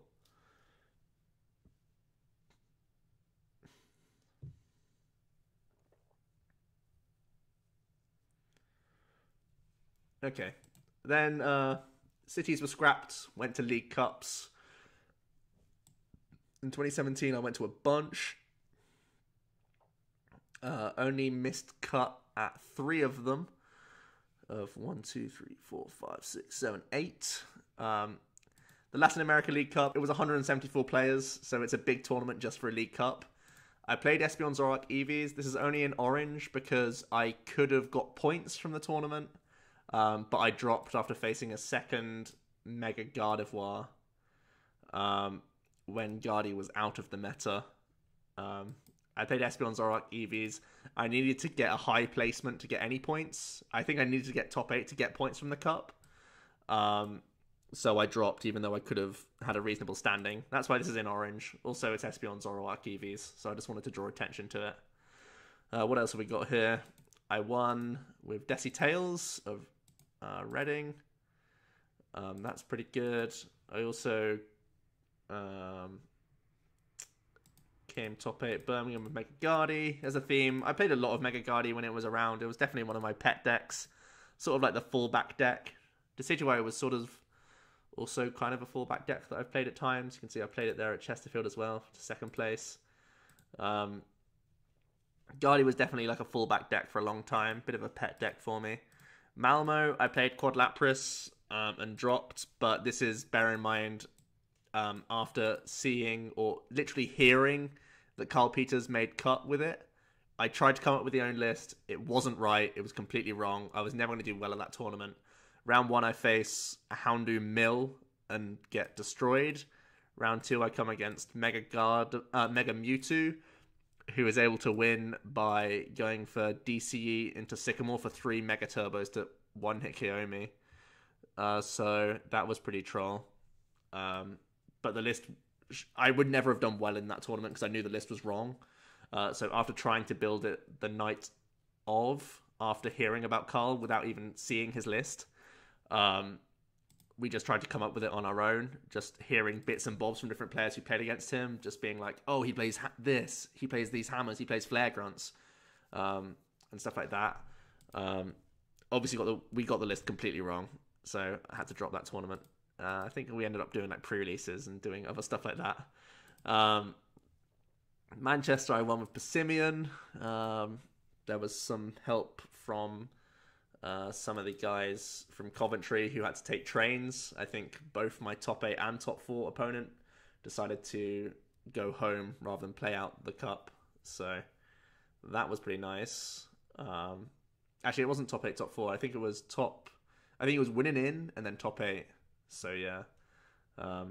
But bear in mind, I did beat a Vileplume Lurantis that day with Persimmon, so you gotta give me some credit there. Canuck, Zygarde Galvantula, it's another Luke Kirkham special. Ended up getting completely bodied by Decidueye. This was when Decidueye was still sort of on the down low. I remember the Decidueye player was playing Hoot Hoot and all sorts of different tech cards like that.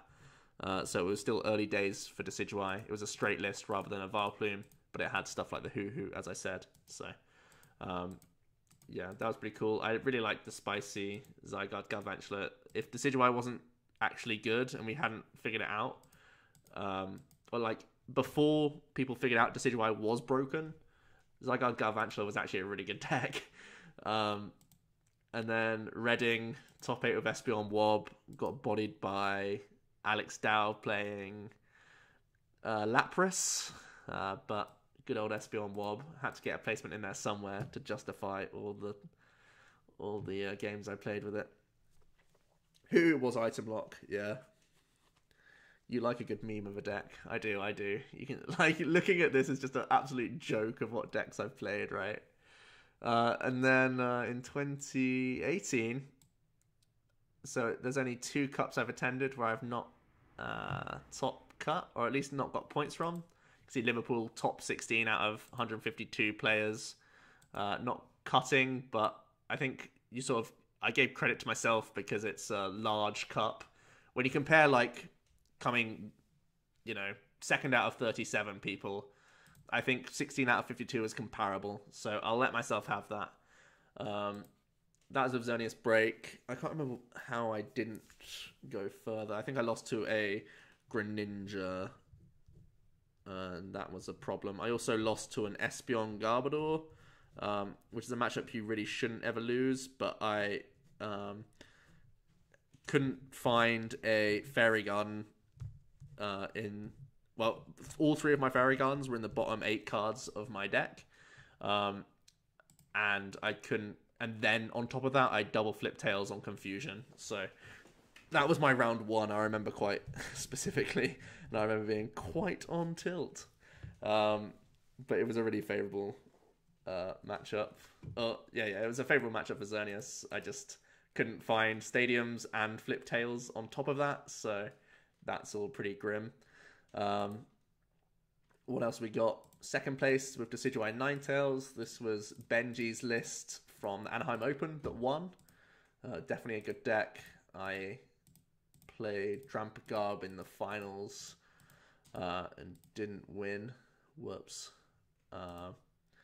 Loughborough, played Vikabulu. That was best of 1. As you can see, I hate Loughborough. They're both best of 1 tournaments. Both times I've done pretty terribly. Vikabulu, Loughborough wasn't long after the Anaheim Open. I think it was, it wasn't long after. I wanted to give it another whirl just because it did okay for me then, and then Vikabulu happened, and I realized it's terrible. And Gardevoir lists had got much better because the world list had been revealed and all that good stuff. So yeah, that's pretty much when I dropped playing Bulu. Canuck got a top 8 with Volk. That's fine. That was not too long ago, just a few weeks ago. Lost to Vikabulu myself. Ending my opponent into Guzma both times for game. Pretty rough. Our tournaments in the UK usually best of 3. Yeah, they usually are. Loughborough has a sort of later starting time. They normally start at like 11ish. And they rattle through best of 1. They're also they're quite a large, they're normally quite large tournaments. Like 46 is quite a large cup. I think this one, I don't know how many players because I dropped. But I think it was around 50 odd as well. So they try and rattle through as quickly as possible because the shop closes as well. So Loughborough is always best of 1, but I think every other one that I've been to is best of 3. So yeah, top 8 with Volk, went to Loughborough, played the exact same list, dropped because I had a meme of a weekend. That was just 2 weekends ago. Chesterfield played Gardevoir. Why on earth was I doing this? How early in the season was this? Is this even right? Oh, Gardevoir GX. Yeah, this is right. I've seen so much Mega Gardy that I forgot that I played a stage 2 that one time. I scooped my winning into Greninja.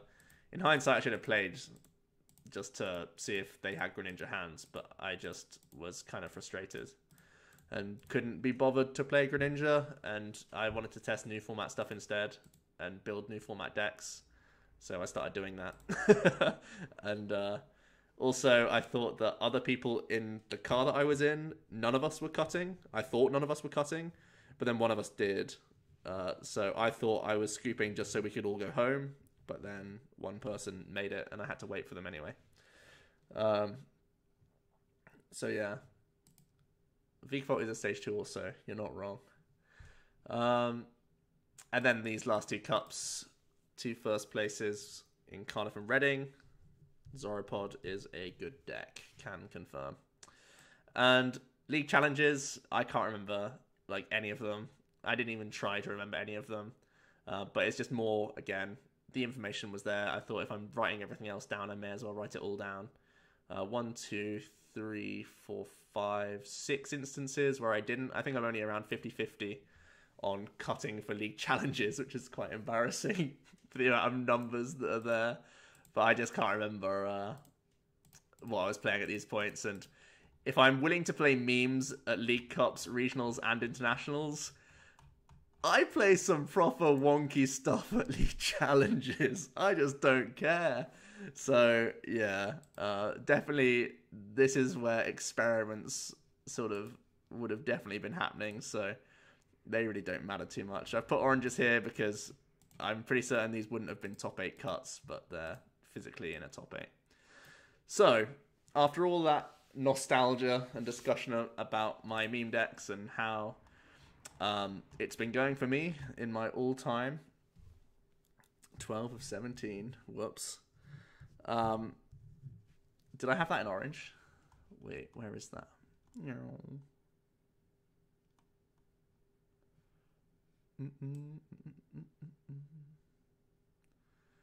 Yeah, 12 of 17. There you go. That's pretty bad, huh?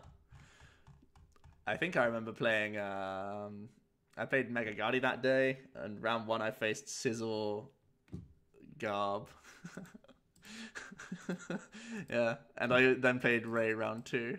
Yeah, there's been some wonky picks around. But anyway, on to the creative. Yeah, the Kirkham Clown influence is pretty strong with this. When I go through this, the amount of times I go, man, this is a Kirkham deck. This is a Kirkham deck. Man, this list was Kirkham's. Normally I make a few changes here and there to my own preference. But a lot of the decisions come down to me testing with Luke. But anyway. So for the how this can help you, why I've done this for myself is to really set some goals. Am I happy with 252 out of 121?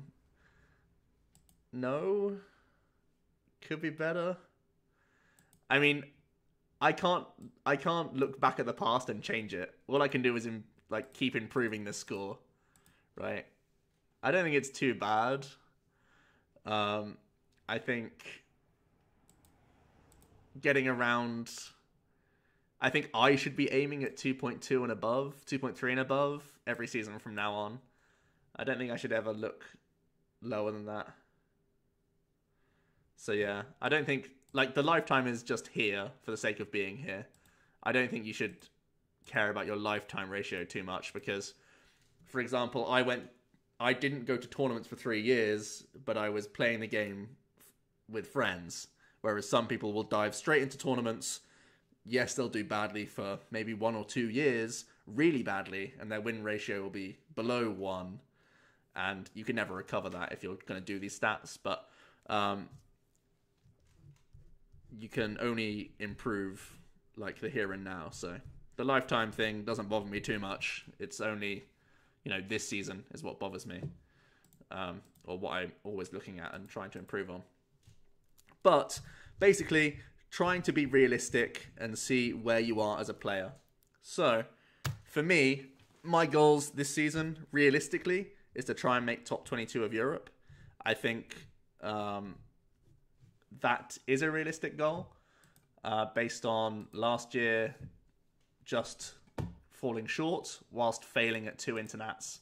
I believe I'll be going to 2 internats this year, and if I am able to attain points at one or both of them, I should be able to get top 22 of Europe. I've started off fairly strongly with my regionals placements. A top 16 and a top 64 isn't the best, but it's definitely not terrible either. And I've also had some decent cup runs after this weekend. It's actually a lot more realistic. Anaheim Open obviously helped out points-wise as well.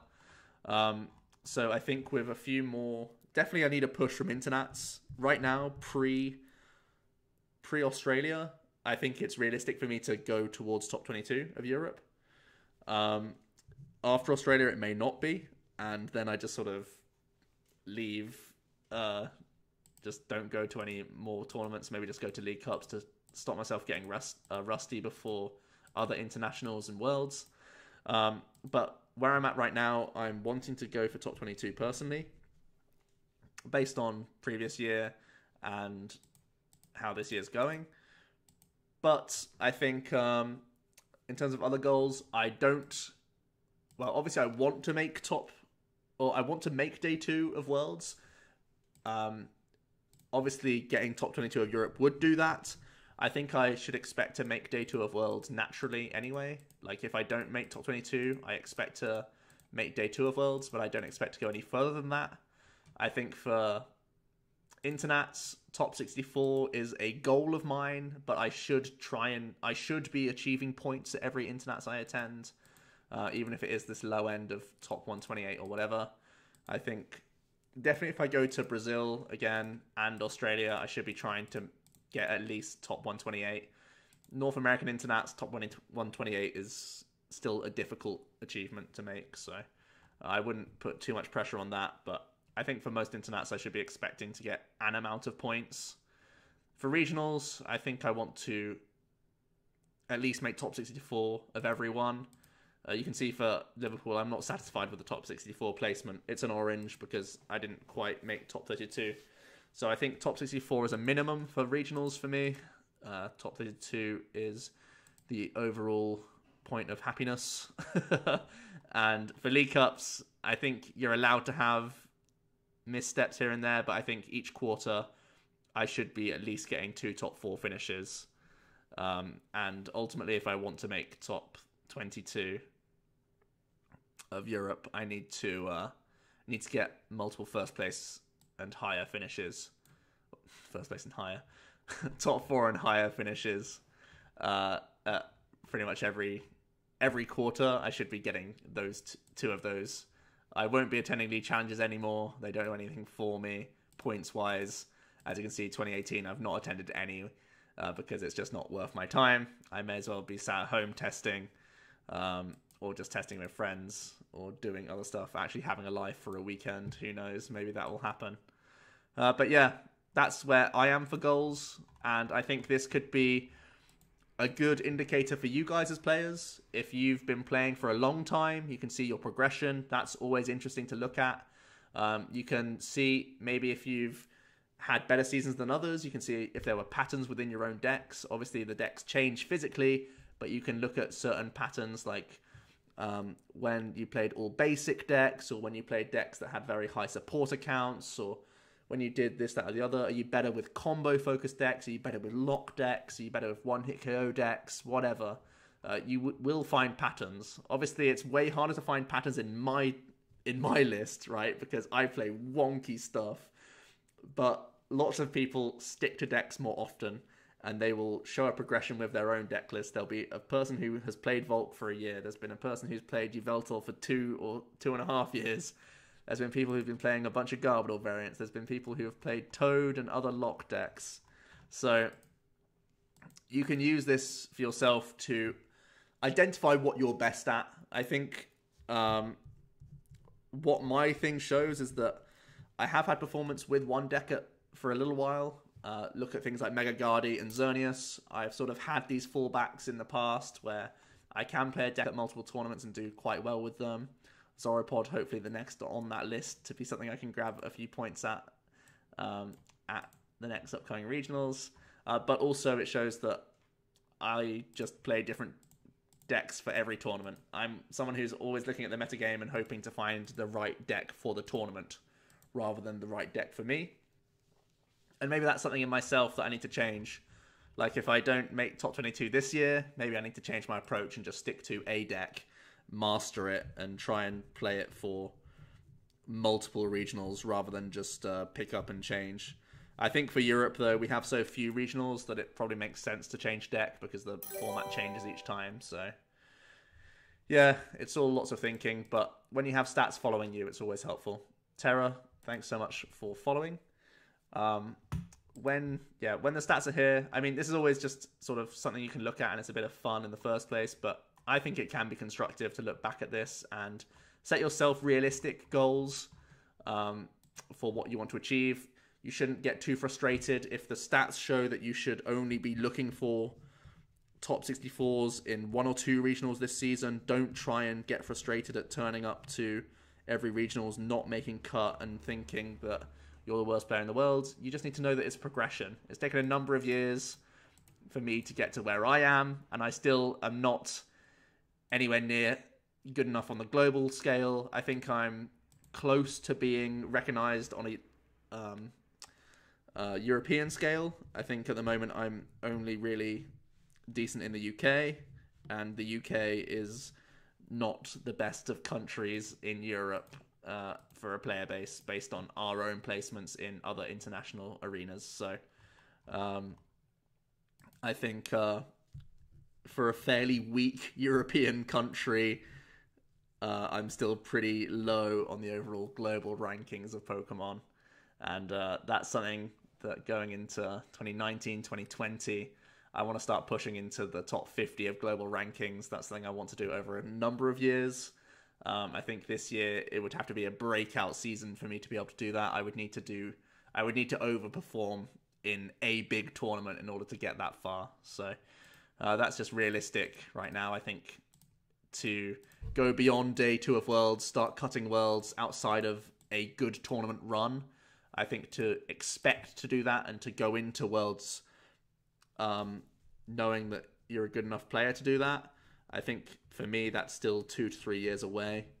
So that's something I just have to accept and know that if I want to be a world champion, which is what I want to be at one point, that I'm probably going to need to be fully committed to this game for at least 2 or 3 more years to even have a realistic chance of doing that. So that's just where I'm at. And of course, obviously, tournament by tournament is all crazy. You can have ridiculous runs and just do anything. But for it to feel like deserved, I think I need to keep progressing as I have been doing from 2016 to 2017. Hopefully 2018 this year will be good as well. if I keep progressing in a similar vein, hopefully in 3 or 4 seasons time, I can actually be a big contender for Worlds. For example, if you were doing a draft for Worlds, people would actually consider me in like 2 or 3 years time. That's the intention, right? So yeah, that's a lot of talking. Still got half an hour to go of stuff to do. So let's jump back onto PTGO and stop getting depressed at how long it's going to take me to do well at Worlds.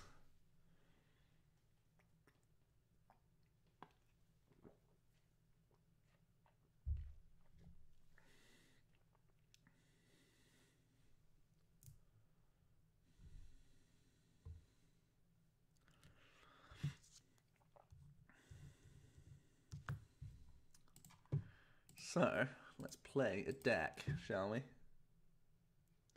Get some expanded.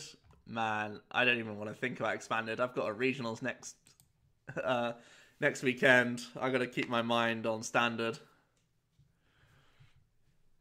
I know you guys all have expanded regionals as well, but I've got to be selfish here. That spreadsheet won't write itself.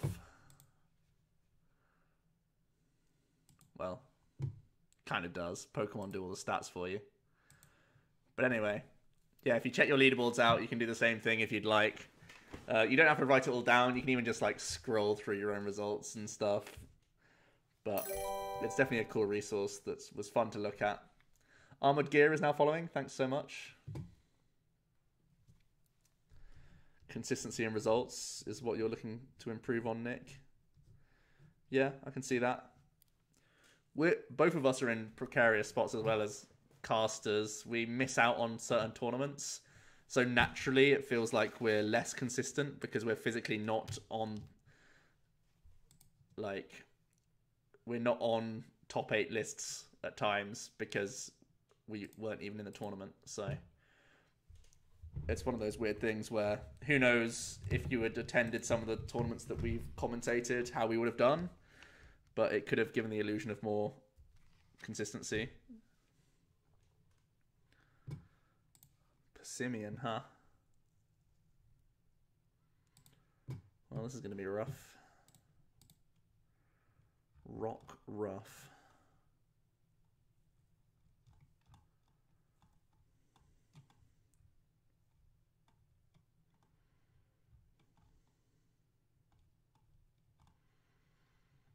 Okay.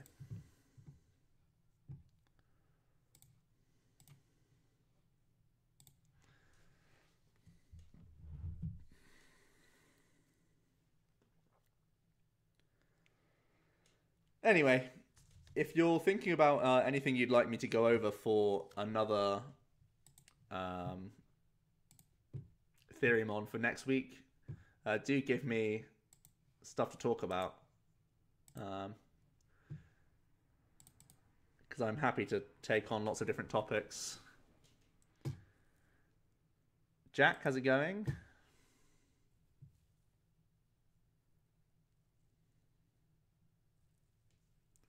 What's your options if you want to become competitive in Expanded? Fortunately for you, I've made a video of the top 10 decks for Expanded on my YouTube channel. So that's where I'll direct you. Well, you're going out for Evo Soda again.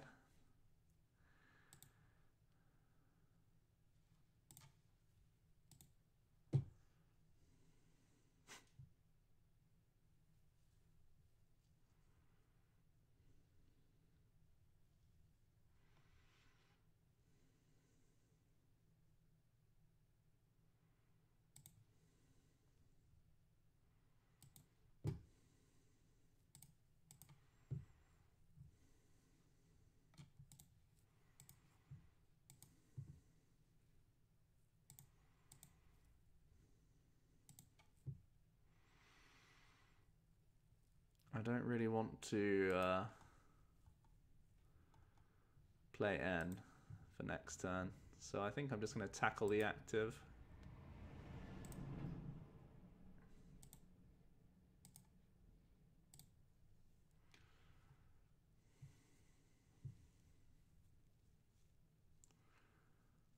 Putting down the Lele proactively is a bit weird, but when you can Gust and Sycamore in the same turn, it felt like it's something we're always doing.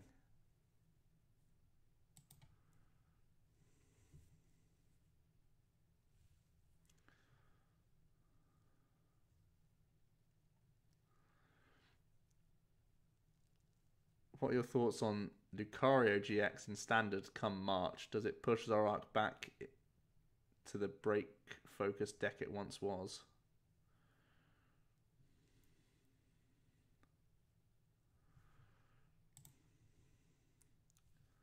Zoroark was break-focused when it was Foxy Dramper.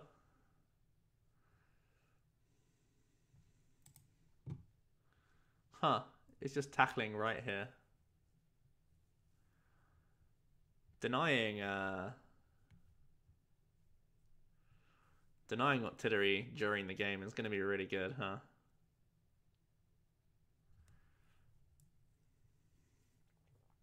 Alternative is just Gust the Persimmon and start attacking. They don't have Floatstones on board, so it might be right. I think it's right just because there's no Floatstone on board.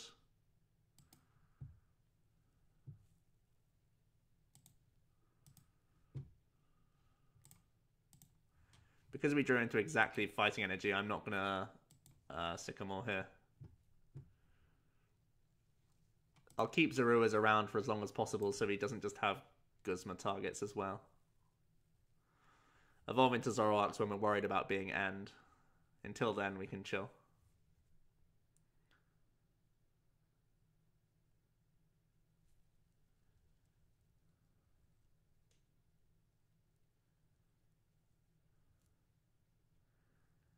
How many games would you need with a deck before considering to take it to a tournament, international or regional? I think for tournaments of that scale, they would definitely have to be minimum like 3 weeks. I think like in terms of games, maybe like 100 would be good. Like that's what you should aim for. People won't though. Maybe like 50 games as a minimum, I would say. Lucario GX is definitely a good card, yes. Can confirm.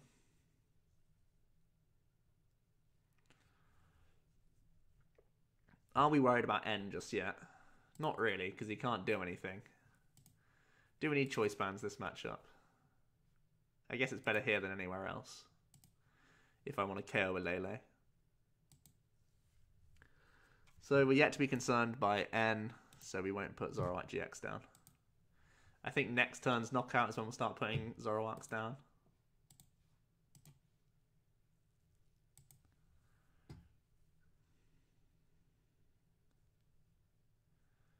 Nest Ball for Mew. Rescue Stretcher. Here comes Persimmon.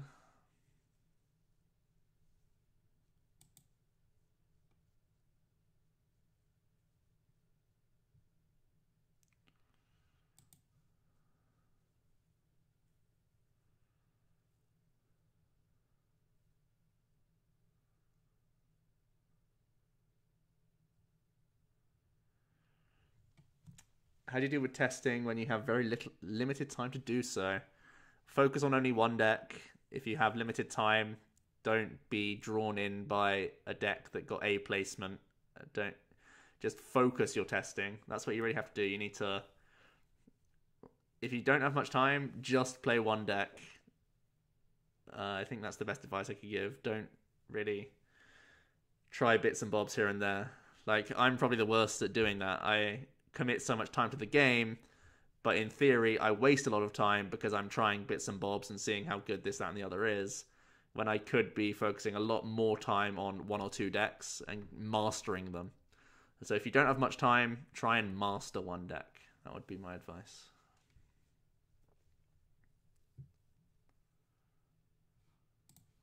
Let's get a Rockruff down.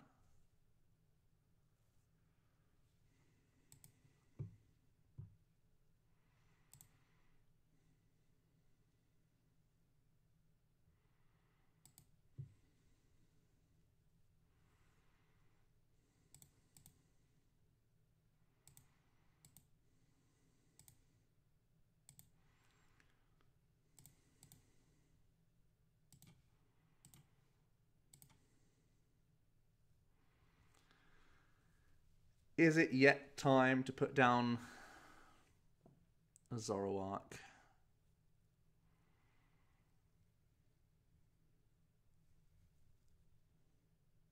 So we go to 3 prizes. He can artillery draw up, KO this, goes down to 3, then we go down to 2. He can go down to 1. Yeah, okay, it's time.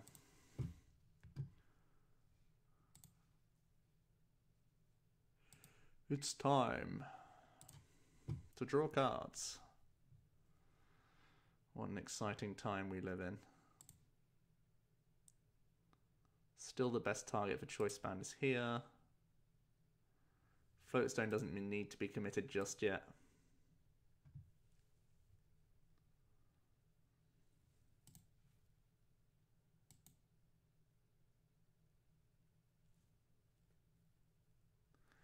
What deck do you think will be suitable for juniors with the next set? Winter Soldier 3 is now following. Thanks so much. That's a pretty good question. Oh, interesting.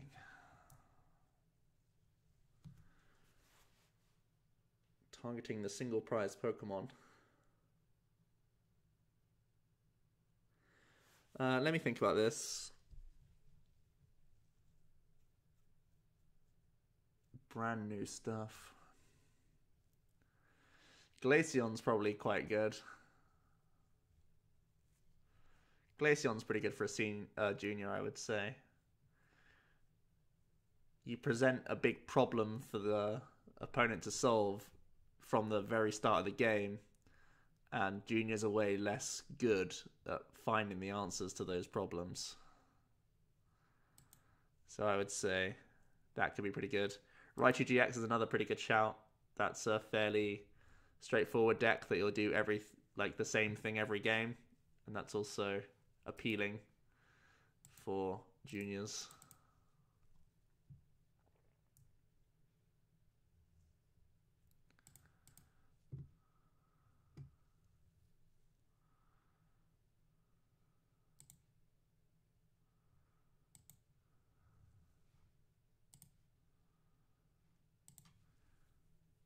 So the next question is, do I put down second Zoroark? I don't think I do just yet. N is a really good card.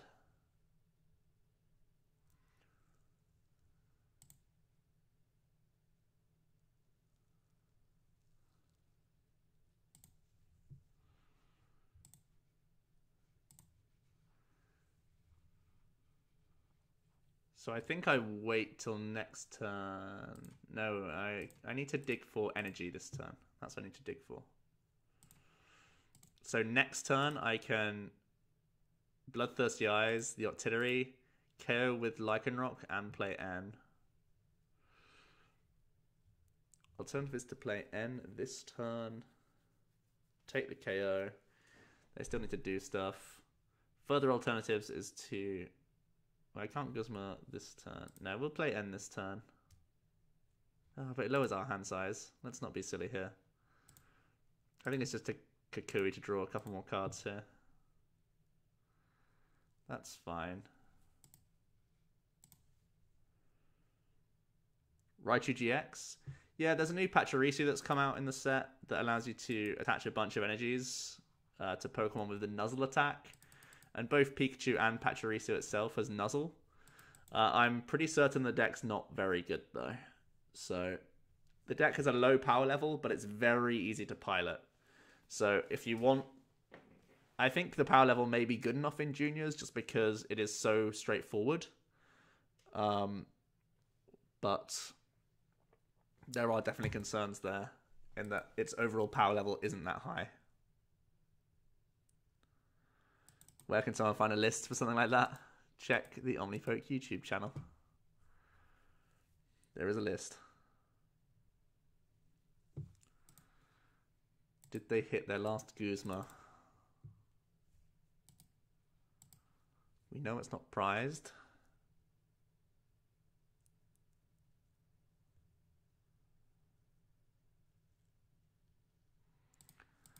Glaceon is probably a much stronger deck.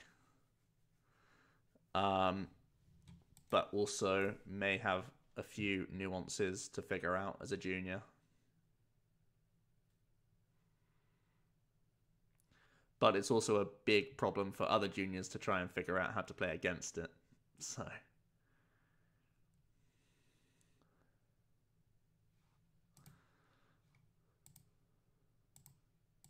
they missed Guzma.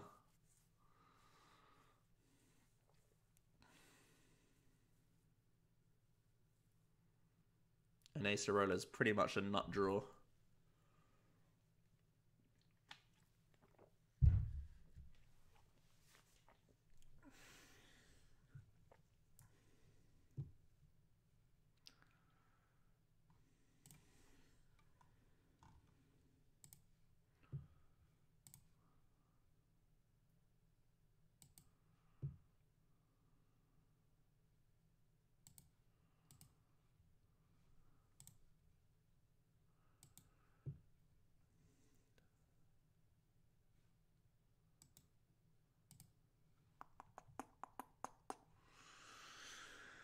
With double artillery up, is it still worth me trying to target down?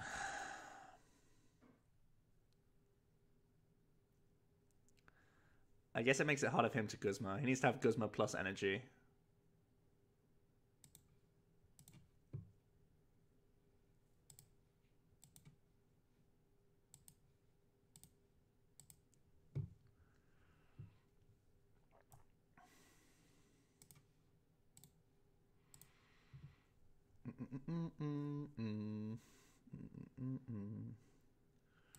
Baby Ninetales for juniors.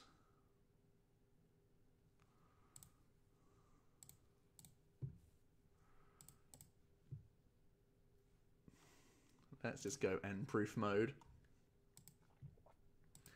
It's a good mode to be in.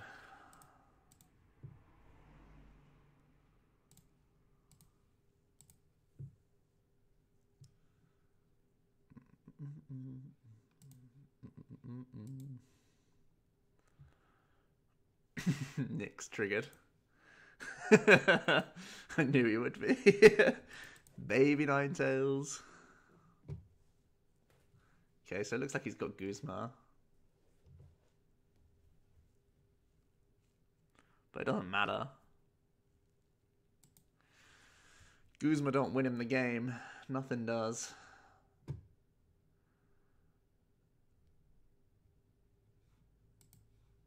Nothing can win him the game.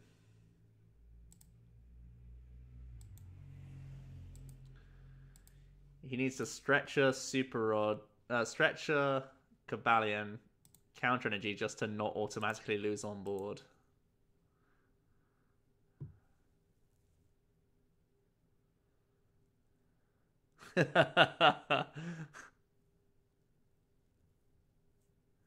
Yeah, Budicast, that's why.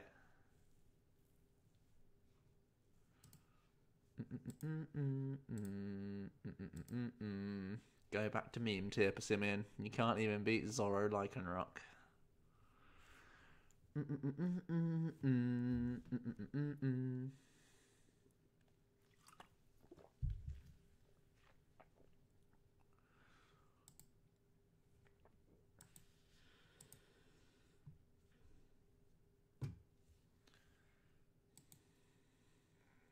Good job, buddy. You got close, huh? I was worried.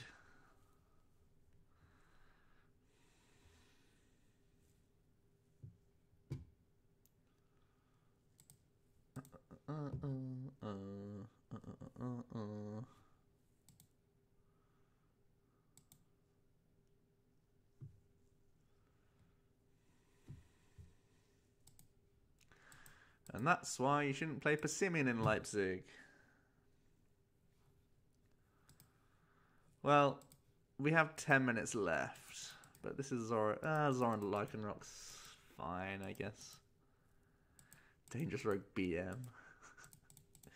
Gotta show him his boss. Gotta show him. Slap him about a bit.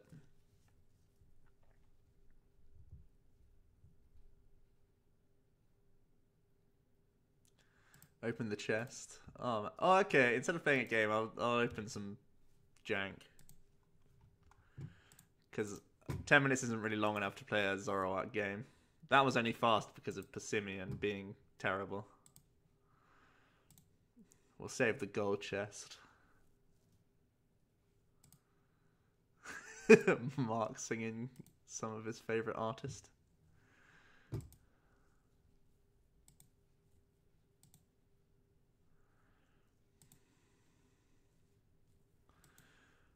Oh, we did it. We got a Raichu. Ooh. This is a hard-earned win against Persimmon got us this, boys. What's the reward? Oh, yes. Kirkami X. My favourite. We've got some Guardians Rising locked packs as well. Man. It's been my best pull from one of those chests. I really don't know. I have to look at my locked stuff and see what I've got.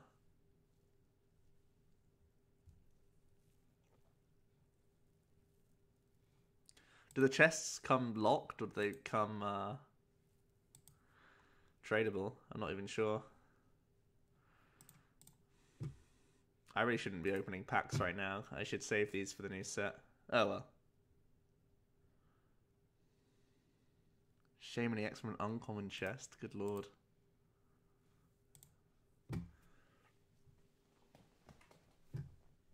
When you gotta kill 8 minutes, just open packs. Ugh, cat, no. Hey cat, you've not been on stream today, have you? You're still alive, aren't you, cat? Hello. Don't run away. Sit on my lap if you want. There you go.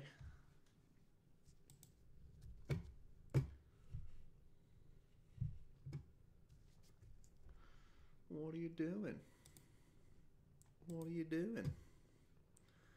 Well, we definitely should not have opened these packs.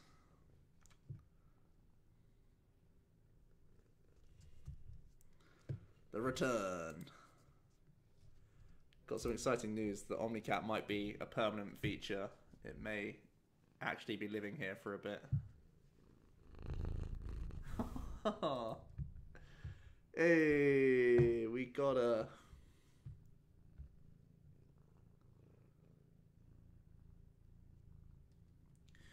What? You just want attention, don't you?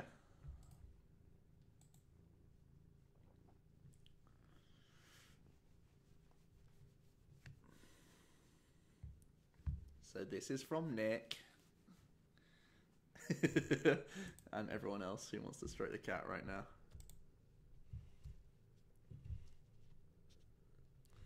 Because I never really grew up with cats, I don't really understand what they do.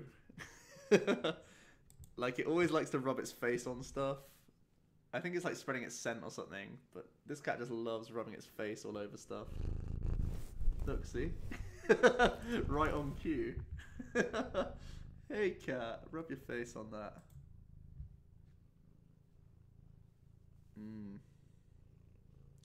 Little kitty.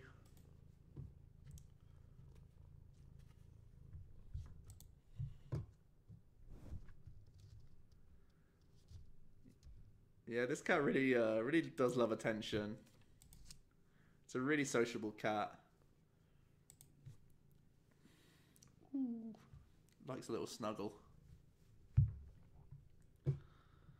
Just a happy cat, it looks like. How many Star Raptors have we got? We got a bloody playset, boys. Good to go. You little... Either that or this cat's got breathing problems.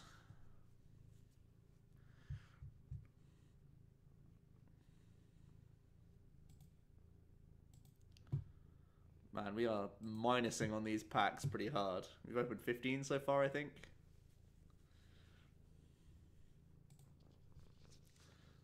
But there's the Aggron to save the day. Woohoo, yes.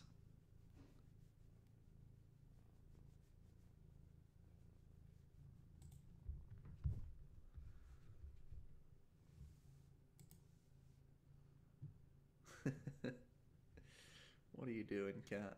What are you doing? Just frustratingly out of shot.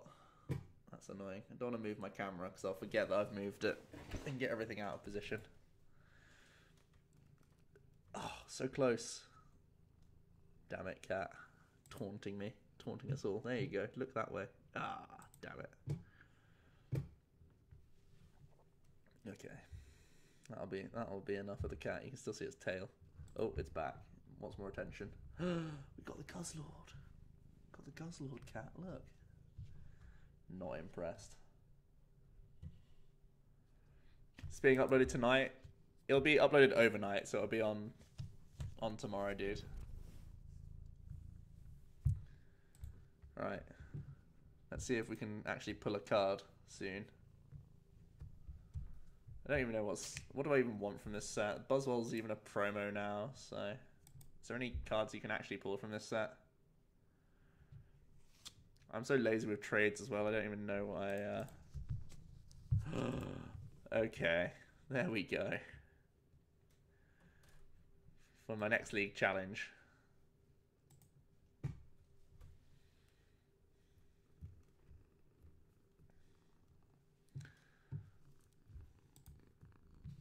Oh, Katana, that's not a bad card. Oh, cat's back.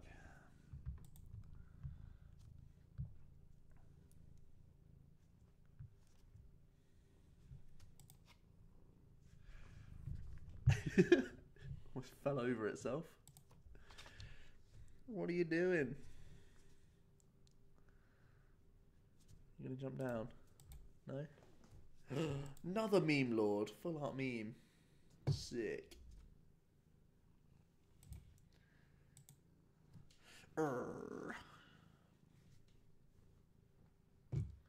I'm making more weird noises than the cat now. Oh, sick. That's 2 full arts for my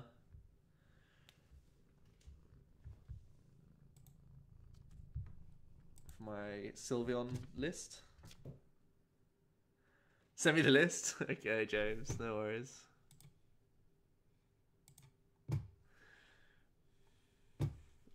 I think I'm making one change for Leipzig. I want to make one change. Haven't decided what it is yet. I did discuss a few like cards that are flexible and a few cards that I want to put in.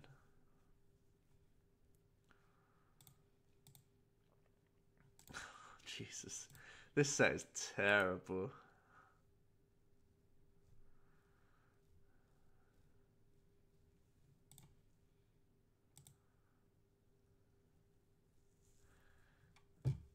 I may just open all these packs because they're just a waste of time.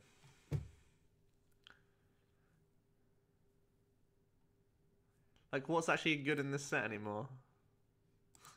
Good lord. Hold on, let's...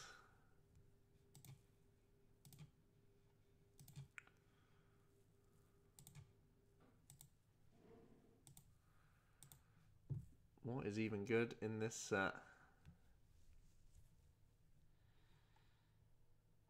Like, Buzzwole, yes. Katana is a one-of. And Sylvalai.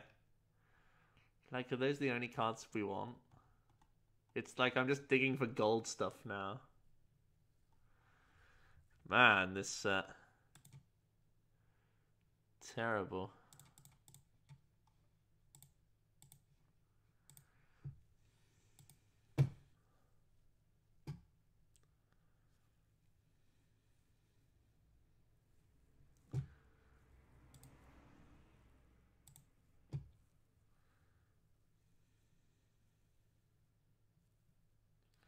Try and 2-for-1 them with other packs. Maybe best. I may like try and really overflog them for new stuff, but I doubt anyone will take. Right, let's open some other stuff instead. 4 of these and then we'll go. There's actual good stuff in Burning Shadows. There's Glycopods. There's Guardies. That's about it, right? Ho-Ohs.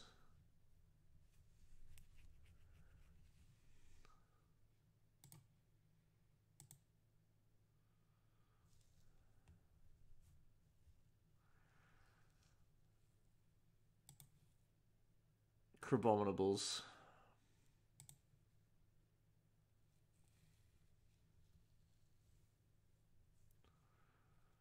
Ooh, what a thrilling way to end.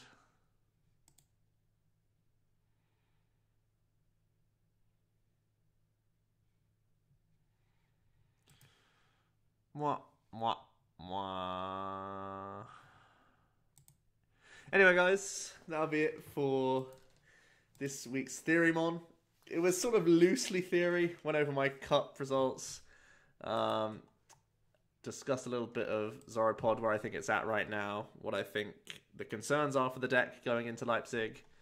And we then looked at my own sort of statistics on my like all-time playing career, I guess you could say, and hopefully gave you guys some incentive to look at it yourselves in a constructive way.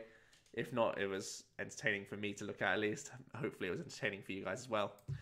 But that'll be it for Monday stream. We'll be back Wednesday, myself and Jack, for our usual thing. I think Luke may pop in as well, depending on his work schedule. And it'll be pre-Leipzig stuff. We might do a gauntlet. We might do something else. Haven't decided yet. But yeah, should be good fun anyways. We'll see. Depends what where Jack's at with his testing. If we both figured out lists we want to play, maybe one of us wants to do a gauntlet, we'll figure it out. Maybe we both want to keep our lists sort of secret and we'll just play a bunch of different decks. Who knows? We'll figure out. Maybe even some viewer battles next week or on Wednesday. That's something we haven't done for a long time. That would be something good that we could do for the whole time. But we'll see. Depends how panicky we are pre-Leipzig and if I've completely flip-flopped and changed decks. We'll find out more on Wednesday. So if you missed any of today's stream, you can watch it on the YouTube. It'll be uploaded overnight, so Tuesday morning it'll be up. And yeah, Wednesday stream as normal, 8:15 till 12. So that'll be it for today, guys. And we'll see you next time. Cheers.